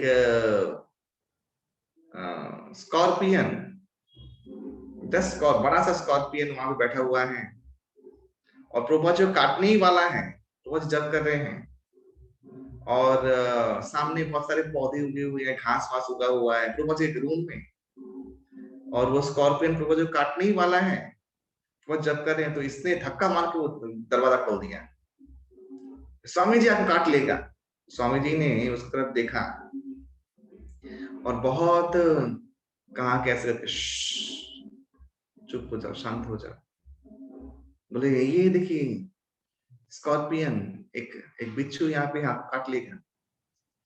तो स्वामी जी ने उत्तर दिया कि ये बिच्छू मेरा फ्रेंड है, ये बिच्छू मेरे साथ इस घर में रहता है और एक ब्रजवासी है, और मैं जब कर रहा हूं ये जब सुन रहा है, तो इसको ऐसे हीनता से मत देखो। इस योनि में इसको बहुत कष्ट है, मैं इसको जब करके सुना रहा हूं ताकि ब्रजधाम में तो ऑलरेडी है ही, ताकि अभी इस योनि से मुक्त होकर चले जाए। हरि बोल। ये प्रभुपाद जी का फीलिंग है एक बिच्छू के लिए, ये सत्य घटना है।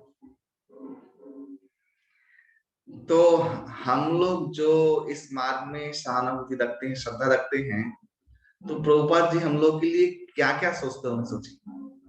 इसे बोलते हैं वेल विशिंग, इसे बोलते हैं वेल विशर बनना।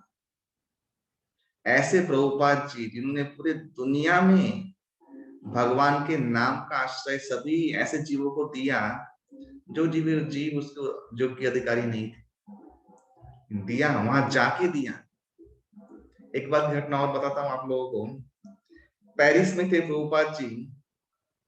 प्रभुपाद जी को रात का भोग लगा के दिया गया, परिशेश्वर, राधा परिशेश्वर का भोग, उसमें कुकीज था। तो प्रभुपाद जी दूध और कुकीज खाए, प्रसाद पाए।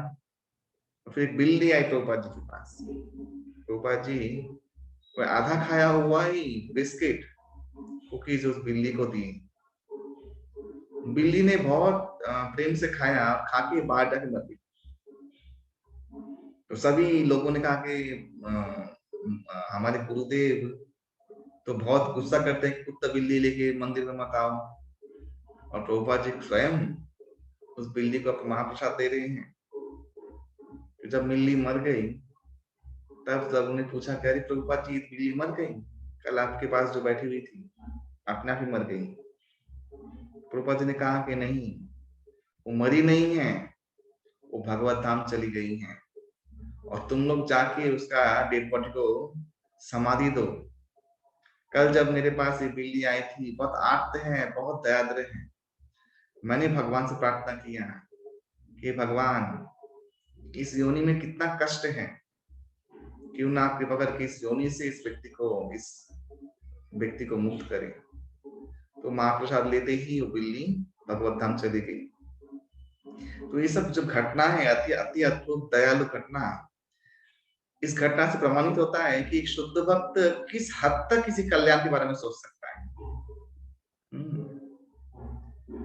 वो व्यक्ति का एक ही जीवन में लक्ष्य होता है कि कैसे जीवात्माओं को परम शांति मिल जाए और इनका आवागमन बंद हो जाए और सदा के लिए लोग सुखी हो जाए। तो प्रभुपाद जी के जीवन में ऐसे बहुत अद्भुत अद्भुत घटनाएं हैं, आप लोग सब लोग जानते हैं, कुछ ना कुछ जानते हैं। लेकिन ये दो विलक्षण घटनाएं मुझे बहुत इंस्पायर करती है कि भगवत जी का, प्रभुपाद जी का कृपा, एक भक्त में कितना कृपा हो सकता है। एक कुत्ते बिल्ली गधे, तो मैं तो प्रभुपाद जी प्रार्थना, प्रभुपाद जी मैं भी उस बिल्ली और बिच्छू के जैसा ही हूँ। आपने उन बिच्छू और बिल्ली को जितना कृपा किया, आप मुझे भी कृपा कर दीजिए, मुझे भी कुछ खिला दीजिए, खा के मर जाऊं और चला जाऊं और इस बिजनेस में नहीं रहना है।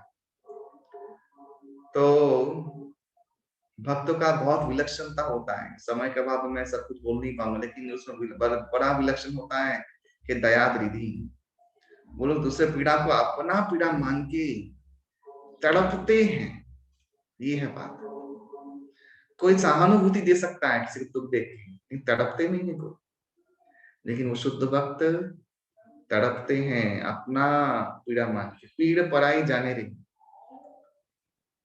कि उसको किसी का पीड़ा है, किसी पराये व्यक्ति का, उसको अपना मानता है।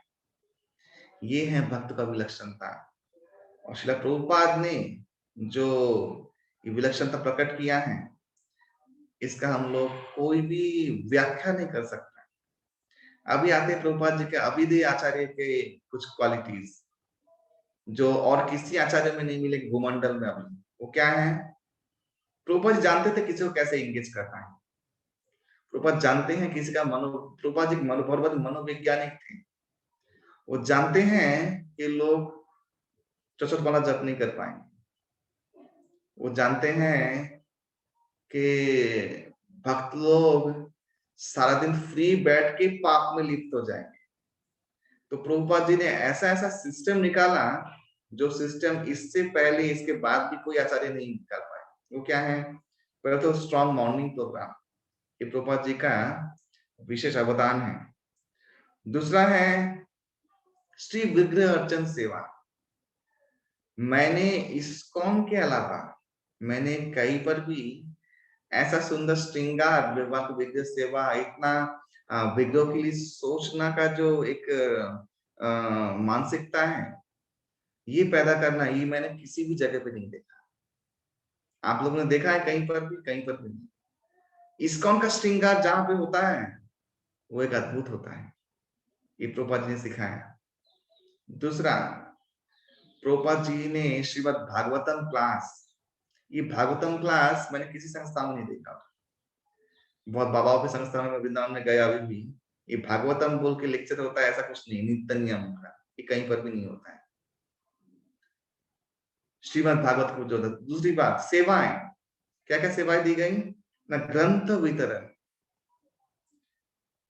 बहुत लोग बहुत सेवा करवाते आचार्य लोग, लेकिन जो ग्रंथ वितरण का सेवा, ये सबसे अद्भुत सेवा जो प्रभुपाद चालू किया। ग्रंथ वितरण से क्या होता है? दो चीज होता है, प्रचार के लिए पैसा भी आता है, और प्रचार जिसको किया आपने उसके पास वो सटीक इन्फॉर्मेशन पहुंच जाता है, जिससे शायद हो सकता है कि वो व्यक्ति अनुप्राणित हो भगवान की भक्ति करने। ये दो चीज होता है। तीसरा, प्रभुपाद, उसके बाद वाला पॉइंट, प्रभुपाद जी ने एक कम्युनिटी बनाया जिसमें हर एक व्यक्ति, हर वर्ण, हर आश्रम में एक साथ रह के सेल्फ डिपेंडेंट हो सकता है। उसको बाहरी किसी चीज से कोई संबंध ना रखे भी वो जीवन यापन कर सकता है। प्रभुपाद जी का मॉडल, उसमें वर्णाश्रम प्रोजेक्ट इत्यादि बहुत कुछ है, वो सब भी आता है। और प्रभुपाद ने दिया एक full furnished high class society with full of high class people. ब्राह्मण बनाए, उनको वैसे ट्रेनिंग दिया, सभी पारंगत विषय में उसका एसोसिएशन प्रभुपाद सबका अलग करवाया, जो एसोसिएशन बाकी हम आप सब लोग भक्त बने हैं। तो प्रभुपाद जी का विलक्षणता अभिधेय के ऊपर, अभिधेय के ऊपर किसी आचार्य ने काम नहीं किया जितना प्रभुपाद जी ने काम किया। आप लोग को थोड़ा थोड़ा सोचे तो प्रभुपाद जी का अवदान माने एक किंवदंती कीर्ति है। इसमें कोई दो इसमें प्रभुपाद जी के साथ कोई नहीं हो सकता खड़ा। ये प्रभुपाद जी ने करके दिखाया। प्रभुपाद जी वो व्यक्ति हैं जिन्होंने लोगों को साड़ी पहनना भी सिखाया। अभी भले ही कोई लोग विदेश प्रचार करे या वहां भक्त बनाए, लेकिन प्रभुपाद जो पहले भक्त थे जो उन्होंने वो काम किया, अभी जो आचार्य जाएगा वो काम नहीं कर सकता। अभी तो लोग जानते भी है, थोड़ा सा उसका वीडियो इत्यादि में थोड़ा सा मिल भी झलक मिलता तो लोग सीख भी जाते हैं। लेकिन प्रभुपाद जी वो पहले व्यक्ति थे वहां लॉन्च करने वाले। प्रभुपाद जी ने वो खुद सिखाया अपने हाथों से, तिलक करना क्या नहीं सिखाया। एक समय तो ऐसा भी हुआ, एक बार मुकुंद महाराज, आप तो जानते होंगे बहुत फेमस मुकुंद महाराज, मुकुंद गोस्वामी, तो तब वो माइकल थे उस जमाने में। आप लोग जानते हैं प्रभुपाद का एक घटना है जीवन में, प्रभुपाद एक मायावादी के साथ रहते थे अमेरिका में। तो मायावादी ने एक बुक पब्लिश किया था, प्रभुपाद ने उस बुक के खिलाफ बहुत कुछ बोल दिया था लेक्चर में। तो प्रभुपाद को रातों रात निकाल के बाहर कर दिया था उसने, और तब स्नोफॉल हुआ था, बर्फ गिर रहा था। प्रभुपाद जी उस दिन देह त्याग कर देते अगर वो बाहर बैठे रहते तो वैसे ही। तो टेबल अपना चेयर वेयर सब कुछ माना अपना सामान लेके बैठे रहते बाहर। तब उन्हीं में से एक स्टूडेंट था, उसका नाम था माइकल यानी मुकुंद महाराज। वो उनको लेके गए सही जगह पे, आप मेरे साथ चलिए। अगर वो नहीं आते तो प्रभुपाद जी हम लोग को और मिल नहीं पाते। तो ये मुकुंद महाराज का एक स्टोरी है। प्रभुपाद जी लोग ड्राइव पर कहीं जा रहे हैं, तो प्रभुपाद जी ने एप्पल खाया, एक एप्पल, और खा के मुकुंद महाराज को दे दिया। मुकुंद महाराज ने क्या किया, उसका नेक्स्ट साइड में खाया, फिर प्रभुपाद को लौटा दिया। प्रभुपाद ने कृपा करके महाप्रसाद मुकुंद महाराज को दिया। मुकुंद महाराज ने क्या किया, वो खा के थोड़ा सा फिर प्रभुपाद को दे दिया, लौटा दिया, प्रभुपाद आप खाओ। तो लोग इतना भी इलिटरेट थे, इतना इनडिसिप्लिन थे कि उनको पता भी नहीं कि गुरु के साथ कैसा बिहेवियर करना है। प्रभुपाद जी वो पहले व्यक्ति हैं जो वहां पे रह के उस परिस्थितियों में ये सब सिखाया। अभी बहुत कुछ है, अभी सब लोग सब कुछ कर सकते हैं, वो अलग बात है। प्रभुपाद जी वो पहले व्यक्ति है, इसलिए प्रभुपाद को सौभाग्य प्राप्त हुआ और किसी को नहीं प्राप्त हुआ। प्रभुपाद जी के पहले जो मंदिर था, सबसे पहला मंदिर उधर, सब भक्त लोग सुबह से मंगल आरती में उठते थे और लाइन में खड़े होते थे। तो प्रभुपाद जी भी लाइन में देरी उठ गए तो प्रभुपाद लाइन में खड़े हुए हैं। तो कोई भक्त ये नहीं कहता था कि स्वामी जी आप आगे चले जाओ, वो लोग जैसे लाइन में वैसे लाइन से ही जाते थे और प्रभुपाद जी खड़े रहते। प्रभुपाद जी वो पहले वैष्णव सन्यासी हैं जिन्होंने अपने लेक्चर का जो आयोजन करते थे वो खुद ही थे इवेंट मैनेजर। उसका आयोजन करना, पहले दिन जाते थे ग्रंथ वितरण करने के लिए, उसे पैसा मिलता था, पैसा भिक्षा मांग के प्रसादम का बंदोबस्त करते थे पहले। फिर नेक्स्ट दिन सुबह से कुकिंग करते, जब कर लिया सुबह से कुकिंग किया, फिर खुद ही अरेंजमेंट करते थे, चटाई विटाई बिछाना जो भी हो खुद अरेंजमेंट करते थे। फिर खुद भक्तों को प्रसाद बांटते थे, फिर लास्ट में खुद उन भक्तों का प्लेट धोकर फिर सोते थे, एक बुढ़ा इंसान। तो हमारे एक बहुत बड़े भक्तचंद स्वामी महाराज हैं जो अभी नहीं रहे हैं, उन्होंने बहुत सुंदर एक बार सूरत में एक चीज कहा था जो मैं हमेशा हृदय में रखता हूँ। सबसे पूछा था महाराज बोलो तो प्रभुपाद ने जो किया है वो कौन कौन समझ सकता है, उनका जो कृतित्व है कौन कौन समझ सकता है। सब लोगों ने हाथ उठाया कि आप प्रभुपाद ने ऐसा किया, बहुत कुछ बोला। तो महाराज ने कहा कि आप लोग कोई भी नहीं समझ सकते। क्यों? क्योंकि आपका उम्र 70 साल नहीं। जब 70 साल की उम्र होगा तब आप जब जाके ऐसा प्रेरणा लेके ऐसा एक अद्भुत कार्य करेंगे, तब आपको पता चलेगा प्रभुपाद का कीर्ति क्या था। आप लोग समझ ही नहीं सकते क्योंकि आपका उम्र 70 साल नहीं है, उस उम्र में उसने जो किया। तो इसलिए प्रभुपाद जी का ये स्पेशल सीट, इसलिए भगवान ने प्रभुपाद जी को सौभाग्य दिया और ग्लोरिफिकेशन दिया और किसी आचार्य को नहीं दिया। क्योंकि प्रभुपाद जी वो पहले आचार्य हैं जिन्होंने अभिधेय के ऊपर बहुत काम किया है, वो और किसी आचार्य ने नहीं किया है। प्रयोजन संबंध सब लोग बोलते हैं, अभी भी बोल रहे हैं, कथा करते चले जाते बाबा लोग, और जो पब्लिक है वो फिर वैसे ही हो जाती है। प्रभुपाद ने प्रचार करना सिखाया, घर घर जाकर उनको पकड़ के रखना, उनको संग में बांधे रखना, लोग माला जप कर रहे हैं कि नहीं, इसका कैलकुलेशन करना, उसको समझाना, ये सब जो विज्ञान दिया प्रभुपाद ने अभिधेय के रूप में, ये कोई आचार्य अभी तक नहीं करता है, कोई भी नहीं करता। कथा होता है, बड़ा बड़ा कथा होता है, वो आचार्य आया, सदज्ञान ही दिया, ये चला गया, फिर और कोई कंट्रोल नहीं, पब्लिक की जगह, आचार्य की जगह। लेकिन प्रभुपाद के माध्यम से इतने सुसंगठित रूप से अद्यपि आज तक भी कृष्ण भक्ति प्रचार चल रहा है, और सब लोग प्रभुपाद के लिए, प्रभुपाद के सिखाए मार्ग में चलकर वैसा ही सेवा कर रहे हैं जो प्रभुपाद चाहते थे कि सब भक्तों का नियमित रूप से एक एवोल्यूशन होना चाहिए, ये प्रचार की सार्थकता। क्योंकि कलयुग के जीव ना निष्ठावान है, ना मन से बलवान है। कलयुग के जीव निम्न गति प्राप्त हैं। आप उनका संग छोड़ दोगे, टेक केयर छोड़ दोगे, वही भक्ति भूल जाएंगे, घर में बैठ जाएंगे, उनका कोई लेना देना नहीं। ऐसा होता ही है। लॉकडाउन में मुझे भी एक्सपीरियंस हुआ है कि आपने अगर कंटिन्यूएशन नहीं रखा तो वो लोग घर में भूल जाएंगे, सब भूल जाएंगे। कलयुग का जीव है, मंद भाग्य उपाधिता, भागवतम में कहा गया, भाग्य से बहुत मंद है, बुद्धि मंद है, सब मंद है। तो ये ऐसा विलक्षण संत का अगर हमको जीवन में आश्रय मिल जाए तो हम लोग का काम बन जाए, हम लोग का सौभाग्य प्राप्त होने की सारी जो भी उनसे बाधाएं थी उस पथ में, वो सब हट जाएगी और निश्चित ही हम लोग सौभाग्य प्राप्त होगा। तो भगवान कृष्ण और भगवान के भक्त श्री प्रभुपाद जैसे इनका सटीक आश्रय हम लोग को चाहिए। इस आश्रय को प्राप्त होने पर इन कृपा के बल में हम लोग वो सारी बाधा अतिक्रम कर देंगे और परम सौभाग्य को प्राप्त करेंगे। बहुत धन्यवाद आप सभी का। हरे कृष्णा। हरि बोल जय। बहुत बहुत धन्यवाद प्रभु जी।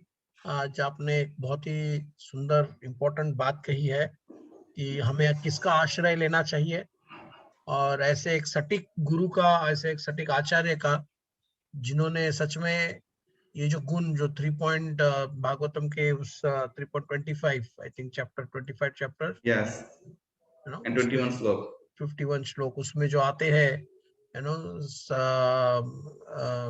साधु भूषणम, ये एक साधु के आभूषण है, ऑर्नामेंट्स है, जो तितिक्षव यानी कि सहनशील होना, दयालु होना, सर्व जीवों के प्रति सुहृद, बहुत ही अच्छे मित्र बनना। तो ये क्वालिटीज हमको दिखने चाहिए हमारे रोल मॉडल में। तो ये एक इम्पोर्टेंट मैसेज है, no just to take the crux of this whole seminar today's. तो ये है कि हमें किस व्यक्ति के प्रति, किस व्यक्ति को अपना आदर्श समझना चाहिए कि जिसने ये गुण दर्शाए हैं, और ऐसे व्यक्ति को हम अपना आदर्श बनाएंगे, उनकी जीवन शैली को, उनकी जीवन की शिक्षाओं को हमारे जीवन में उतारेंगे, तो निश्चित तौर पर हमारे जीवन का जो गति है वो सर्वतोपरि बहुत अच्छा होगा। Will achieve our ultimate success, absolute success, जिसकी हमें तलाश है, वही हमारे जीवन का खोज है। तो आज बहुत ही इम्पोर्टेंट सेमिनार हुआ। प्रभु जी बहुत बहुत धन्यवाद। और यहाँ उपस्थित सारे भक्तों से मैं पूछना चाहूंगा, किसी का अगर अपना कोई प्रश्न है, कोई चीज है जो आज आपने सुनी और आपको समझ में नहीं आई, या कोई अन्य प्रश्न है, तो हमारे पास मौका है, कुछ समय के लिए प्रभु जी हमारे साथ है, और उनका हम उनके उनके मुख से सुन सकते हैं, अपने प्रश्नों को सुधार सकते हैं, उसकी जानकारी प्राप्त कर सकते हैं। तो कोई डिवोटी अपना कोई प्रश्न पूछना चाहेगा? हरि बोल, हरे कृष्णा।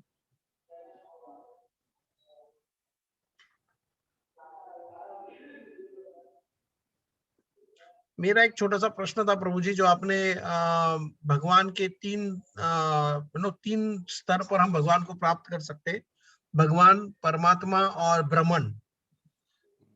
तो आपने कहा था एक साकार स्वरूप, एक निराकार स्वरूप, और एक जो परमात्मा स्वरूप है उसको हम क्या कहते हैं? आप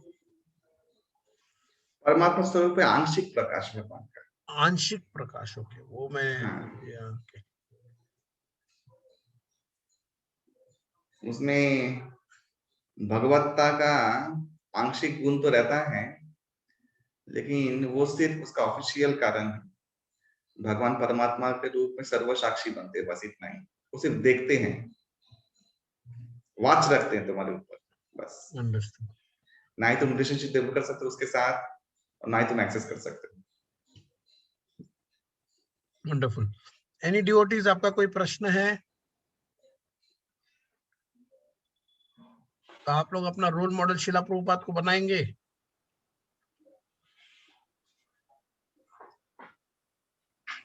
हरि बोल। कुछ डिवोटी लोग खा रहे हैं, पी रहे हैं, पता नहीं क्या कर रहे हैं वहां पे। अभी उनका देख रहा हूँ। टाइम हो बोलो गया। मांटो। अच्छा लंच टाइम हो गया। लंच टाइम हो अच्छा। गया, कोई बात नहीं। अगर किसी का कोई प्रश्न है तो पूछ सकते हैं। हरे Krishna. Prabhuji, yes Prabhu, Dinesh Prabhu, yes Prabhu. Go ahead. yes, I just wanted to, Prabhuji, I just wanted to add one thing. The new generation, what like our kids coming up, Yeah. for them Yes. the role models are totally different. Okay, their role models is something like who has achieved something, or who have gained something, or some sports person who has really struggled and come up. All those things, they are seeing that and they are coming up. Nor we can force them also to see this how Prabhupada has worked, or how the old Asian our forefathers might have hardened and they have come up in life. To make them understand in a very easy way, is there any source or any sort of a method which we can slowly pull their ideas towards this type of spiritual way of believing it? Yes, there is a one way. Bring them to Sridham Mayapur. Okay. Just bring them. They will attend the kirtan or all these things. They will surely get some taste, short of taste. And you have to find out the short of taste, and you have to just fan that taste. Okay. Okay. So the in short, what you're saying is, first we need to make them understand. But there are generations which now what we say, like for example, if we take our kids, they don't even look into such type of preachings and all which is going on. Okay, how Yes. they are into always a retaliation mode, and they are into a comfort zone of their own. Yes. So to bring them slowly showing this type of videos and this type of things, we are trying to push them to a spiritual level while resistance is high. The thing is that, Prabhu, we have to understand one thing. There are two things. One is upbringing. Upbringing is very, very important thing. Correct. What we are just taking from our surroundings, and we are giving maximum time with those people who are not slightly even inclined to spiritual path. Correct. So you, whatever, I mean, I have seen our students, they passes their time maybe 8 or 9 hours with those people who don't have, who are like same, who don't have any inclination. Hmm. So sangha sanjayata kama, so that is the problem. But the thing is that, which I told yesterday, that one is Krishna's sweet will, second is your prayers, that oh my child or my son or my daughter, Krishna, please take this soul in your service. Your prayer should be there. And third thing is that they should also uh, uh, they should have also the interest to know about that. So first our duty is to create some interest in their heart. Correct. So main thing is that's why we do IIT teaching here in Bharatvarsha, in India. Okay. Because people, when students, they see now the IITians, oh my God, they are doing something. Then something is there. We should also culture this. Hmm. So then they start associating with those people, IITian devotees. And slowly, when they passes maximum time with those devotees, then slowly they become devotee. The time factor is very important, and the important thing is where we are giving time. So that is the main resistance actually.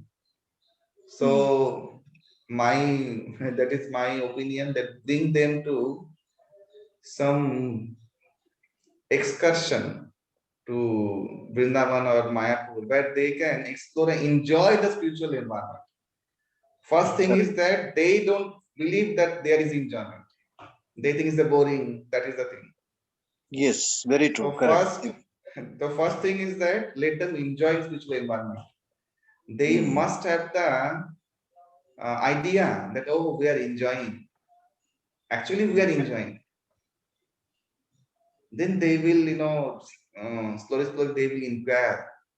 Then there is a hope, there is a scope. Then you can moderate whatever you have in a vision with them. So that is the second step. But first step is that let them enjoy in spiritual environment. Yes. And change their friends. I always say to my students, change their friends.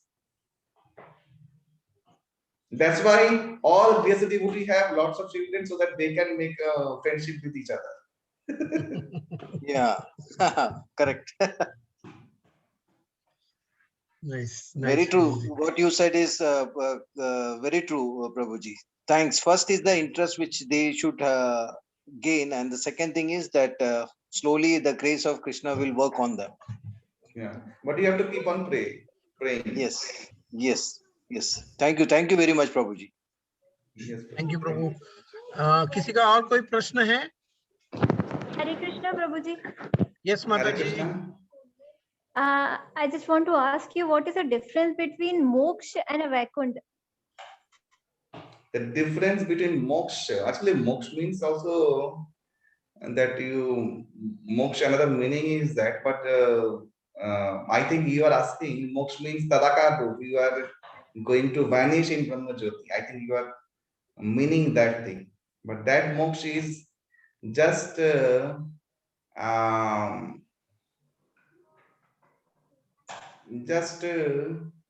what we can say. So बोलते हैं विलीन हो जाना, you are losing your identification. There is no mellow and relationship. That is called that moksha. But Vaikuntha, there you are having a personification of Vaikuntha Vasi, and you can just carry on your spiritual relationship with the Krishna, with the Bhagavan. That is the difference between the Vaikuntha Vas and the moksha. But as what I have understood in my family and elders was saying that moksha means the freedom from the death and birth. That is the real, that the soul get into the God, that is the moksha. And yes, I was the seeing moksha means Mahabharata actually, in that also. Yes. Yeah, I was seeing Mahabharata in that Lord Krishna was saying, when you follow the path of dharma instead of adharma, whatever your duty is there, you need to follow that, then you will get a moksha. So Yes. that means your duty is more important. The right path you follow is more important. That is the way to the moksha. No, that is important. Bhagavan Krishna has given the Karma Yoga Siddhanta. Actually, you have to do only duty only. Not to think that you are the doer. You are doing it to give your survivorship to others. That's duty. You have to do everything like a duty. Becoming detached from the result of that, whatever you are doing, the activity. That is called Karma Yoga.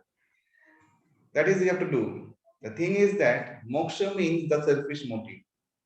The people who want moksha, they are very much selfish. They want to get liberated from the misery of the material world. But the Vaikuntha Bhakti is not like that. They, first of all, they don't want to get rid of all miseries. They only want to serve Krishna life after life after life. That is the selfless motive. And they, not only that, they want to make other suffering conditioned soul happy and want to enlighten their life as they are enlightened. So that is the difference of consciousness. They are more advanced in consciousness, and they are more attached to delivering of other suffering soul, and simultaneously loving Krishna unconditionally. That is the difference. Prabhuji, I have just one concern that when I like whatever I'm listening in ISKCON, that majorly focus on bhakti. You need to chant bhakti, everything. But Yes. when I see, like, you know, in the Krishna preachings, he's not saying to do bhakti. He's just saying to do karma. Even if I read Bhagavad also. So what he's saying to Arjun to do his duties, not a bhakti. He's not asking him to go to do tapasya and all. But he's asking to fight the battle because that was his duty. So why so much bhakti is involved? Instead, we should focus on our what actual to be a good human being actually. So that is a part of life. That is okay. But to devolve fully in the bhakti, so now this is it's so little bit more complicated. It is not complicated. Actually, I think you have not read Gita actually properly. There are so many times Bhagavan Krishna said about do bhakti. That's why that sloka came yesterday. Man manavo panpratamacharimamamaskuru. Bhagavan said that thing. So many places. Bhakti mai param, फिर ananya cheta, an bhakti yogena, mam dhyayati pasate. So many places Bhagavan said that you have to do only one thing. So whatever your the question that Arjun you have to palan, I have to whatever pursue his duties. So then Arjun get bewildered, and in the last chapter, Bhagavan said, "Okay, Arjun, you just forgot everything. Just come to my shelter." Sarva dharmana parityajan. You are saying a dharma, that following the prescribed duty, dharma. Bhagavan last in a chapter he said, 18वां अध्याय कि सर्व धर्मान परित्यज्य मामेकम शरणं व्रज. सब धर्म को छोड़ दे अर्जुन, मेरे पास आ जा. Krishna only said in Gita. How is this came to Gita? Have you read this verse? I don't remember every verse and every sloka. That's why you need to study Gita very deeply, because Krishna doesn't want you to make fool. Krishna want to give you what Krishna have. So who is more clever, or who is more intelligent? Who the person who want Krishna's everything. He doesn't want Krishna's only grace. He wants Krishna's everything. So he's an intelligent person. Krishna wants to give himself even to the devotees. That's why he glorified devotee. So it is our actually up to our intelligence and brilliancy. You know what is the differentiate between intelligent and brilliant person? Do you know that? No. Intelligence is about the knowledge, brilliance is about the wisdom, what I have understood. एकदम right. But brilliant person, मैं छोटे से एक उदाहरण साथ बोलता हूँ. But what is for intelligent person? He know what is good. He will endeavor for that. The intelligent person.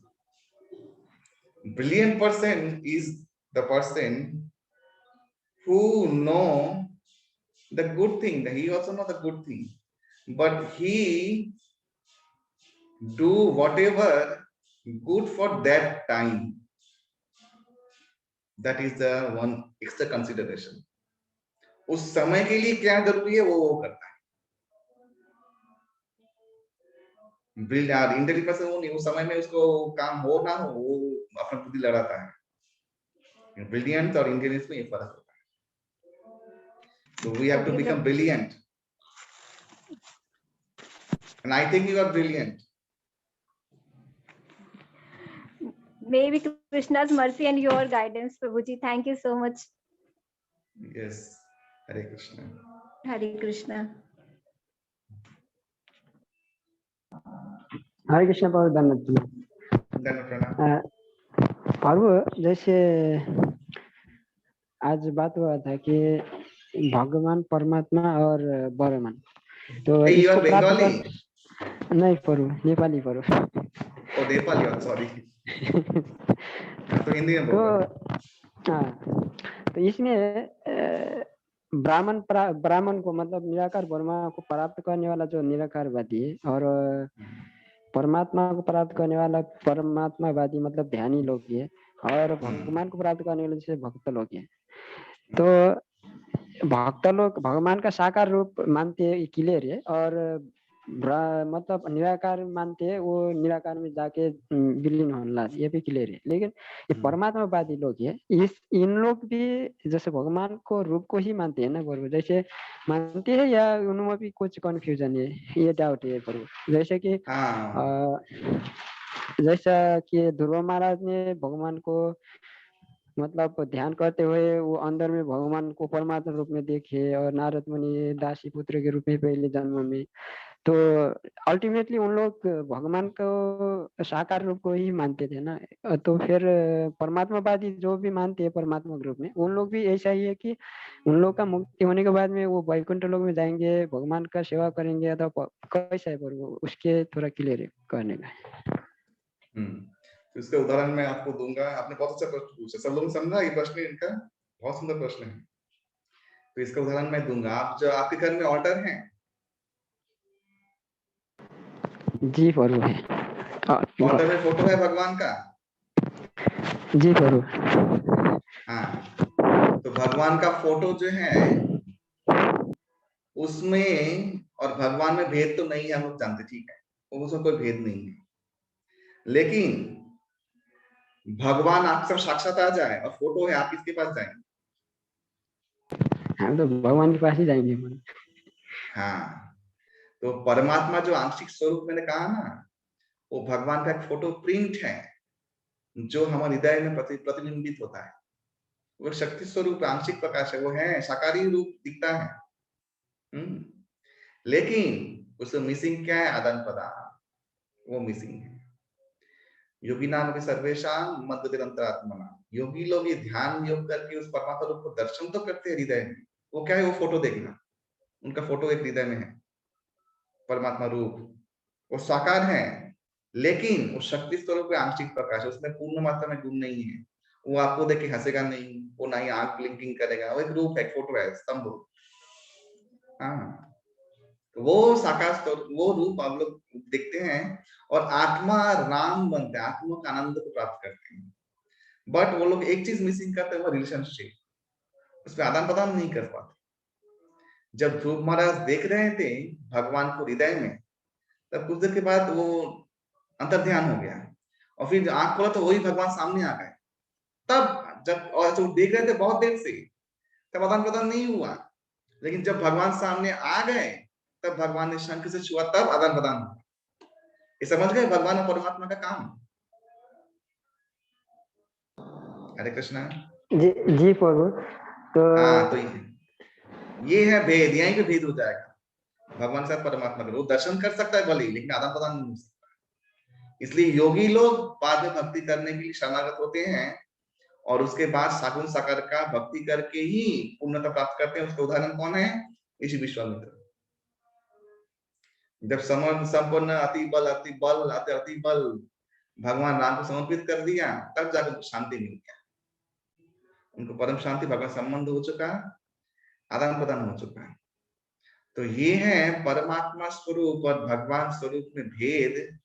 और भले ही वो साकार रूप दिखता है, लेकिन वो फोटो जैसा उसका एक्सेस, मैंने बोला ना, वो एक्सेस नहीं हो सकता। वो दिख रहा है, ठीक है, दिख रहा है, बस इतना तक ही। और प्रभु अब ये ध्यान करते करते उसने शरीर त्याग दिया, तो उसका भी उस वैकुंठ में जाने का चांस है, इधर रहेगा और बर्मे में जाएगा? अल्टीमेट गोल क्या होता है उन लोगों का? ये उसके उस समय चित्त बुद्धि के ऊपर निर्भर करता है। अगर मुक्ति के लिए वो कर रहा है भगवान के साथ जाने की, तो वो चला जाएगा। लेकिन वो भगवान का और भी सब भगवान साथ रहना चाहता है तो वो भक्ति प्राप्त करेगा और भगवान रिलेशनशिप में लौट जाएगा, ऐसा करके जाएगा। उसकी अवस्था की, चेतना की अवस्था के ऊपर डिपेंड करता मतलब इसमें और कंफ्यूजन है। है। इसलिए आप सगुण सागर का भक्ति कीजिए, कोई कंफ्यूजन नहीं। हरे कृष्णा। Thank you. हरे कृष्णा। हरे कृष्ण प्रभु जी, आपको बहुत धन्यवाद। आप धन्यवाद। आज अनेक ज्यादा अवतार के बारे में आप डिस्कशन किया है, लेकिन मुझे एक डाउट है, मुझे अभी तो क्लियर नहीं है, आप थोड़ा मार्गदर्शन कीजिए।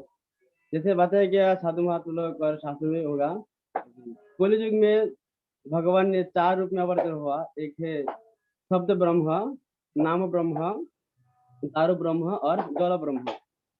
तो शब्द ब्रह्म तो समझ गया, तो भागवतम में है। दारू ब्रह्म तो भगवान जगन्नाथ है और नाम भगवान का नाम है। और जो जल ब्रह्म है, जो उसके बाद ये गंगा है, तो हम वो गंगा माता को भगवान उसका मतलब कैसे हम उसका ले सकते हैं, उसका समझने के लिए मुझे थोड़ा ये होता है, तो आप थोड़ा इसके बारे में थोड़ा समझाइए। हरे कृष्ण। आई थिंक आपने वो 4 में कुछ कंफ्यूजन किया है।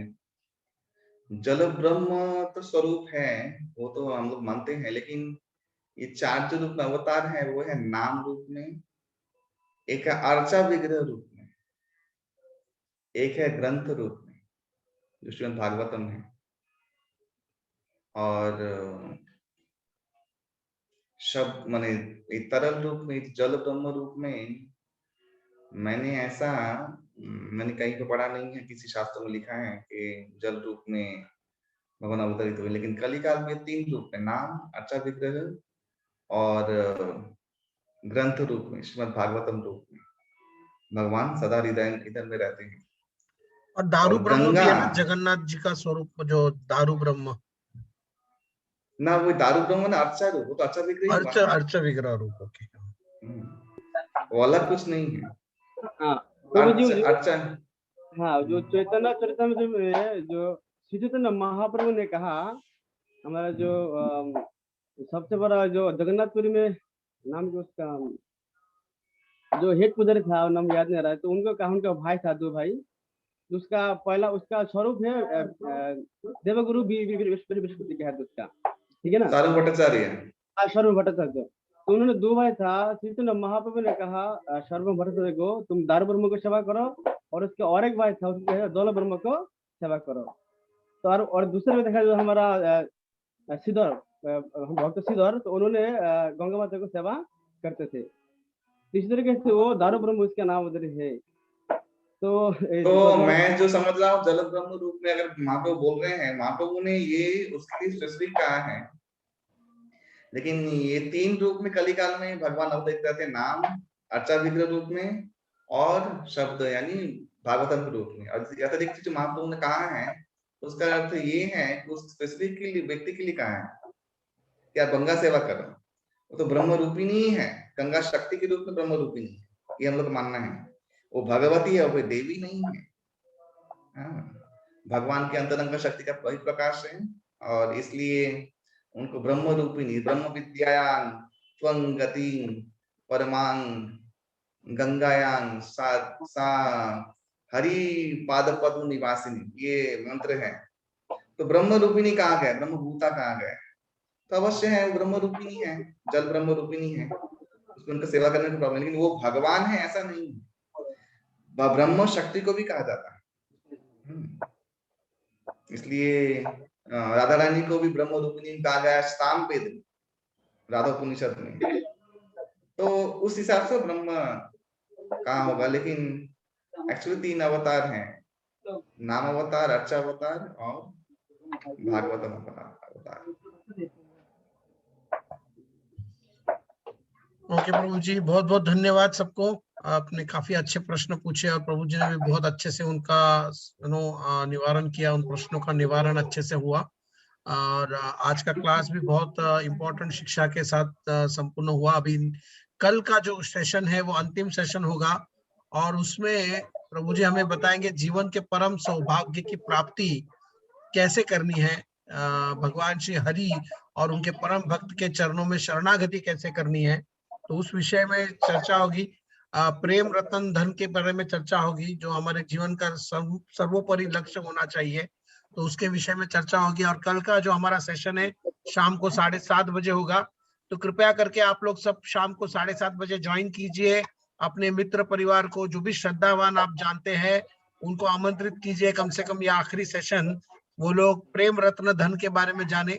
धन हमको सबको प्रिय होता है, लेकिन अब इस प्रेम रत्न धन के बारे में भी थोड़ा जानेंगे तो और भी अच्छा होगा। तो उसके लिए सब लोग का आमंत्रित कीजिए कल आने के लिए। और आज हम फिर से हमारे इस सेशन को विराम देंगे हिज ग्रेस सुंदर गोविंद प्रभु जी का धन्यवाद करते हुए उनके लिए। और अभी हम सब भक्तों के लिए प्रार्थना करेंगे कि हम अपने भक्तिमय जीवन में बड़े प्रेम से आगे बढ़े, सुसुखर होकर भगवान की भक्ति करें। तो उसके लिए हम सब लोग साथ में मिलकर एक बार हरे कृष्ण महामंत्र बोलेंगे। हरे कृष्णा कृष्णा कृष्णा हरे हरे, हरे राम राम हरे हरे। वाञ्छा कल्पतरुभ्यश्च कृपा सिन्धुभ्यैव च पतितानां पावनेभ्यो वैष्णवेभ्यो नमो नमः। जगद्गुरु श्री प्रभुपाद की जय। अंतकोटि वैष्णव भक्त वृंद की जय। जय। बहुत धन्यवाद आप सभी का। हिज ग्रेस सुंदर गोविंद प्रभु की जय। प्रभु जी आप बहुत बहुत धन्यवाद प्रभु। रुकेंगे क्या प्रभु जी उधर कुंभ तक रुकने वाले प्रभु जी? कुंभ आप वृंदावन में कुंभ शुरू होगा ना? ना मैं धनबाद में आ गया हूँ। ओ आप धन्यवाद आ गया। Okay okay okay. मैं अभी तो नेट इतना सुंदर चल रहा है। हाँ बट मैं सुना कुंभ अभी शुरू होगा प्रभु जी 12 साल के बाद ऐसे होगा। अरे कुंभ हम लोग के लिए क्या है? कुंभ स्वर्ग प्राप्ति करना है आपको? बोलिए। नहीं कुंभ का फल है स्वर्ग प्राप्ति करना। हम लोग के लिए क्या है? हरी हरी बोल। थैंक यू प्रभु जी, थैंक यू हरि बोल। हरे कृष्णा। प्रभु जी असं क्वेश्चन खूप राहणार ना? हाँ एक तास क्वेश्चन। हाँ हरि बोल। हाँ रामचंद्र माने प्रभु हरि बोल। हरे कृष्णा। हरि बोल प्रभु। वेरी गुड कुठना? Dubai Abu Dhabi? दुबई। हरी आफ्टर अ लॉन्ग टाइम। हाँ रामचंद्र प्रभु। हरी और दिनेश नायर प्रभु जी चले गए। हाँ दिनेश जॉइन किया था। क्लास मध्ये कोण झोपले? प्रभु भेजा परिद ये प्रभु भेजा। एक झोपून गेले कोणतरी प्रभू जी। ठीक आहे ते ध्यान निद्रा लग गया प्रभू जी मी ऐकलं प्रभू जी गुरु महाराज 16 तारखेला बांगलादेश जाणार आहे, असं आहे का? नाही मी नाही ऐकलं असं. मी सरस्वती पूजेला जाणार मी असं नाही ना असं काय? I have not heard. Maybe virtually. I don't think he will go personally. Yeah, that's right. Virtually he is visiting everywhere now. Everywhere, yeah.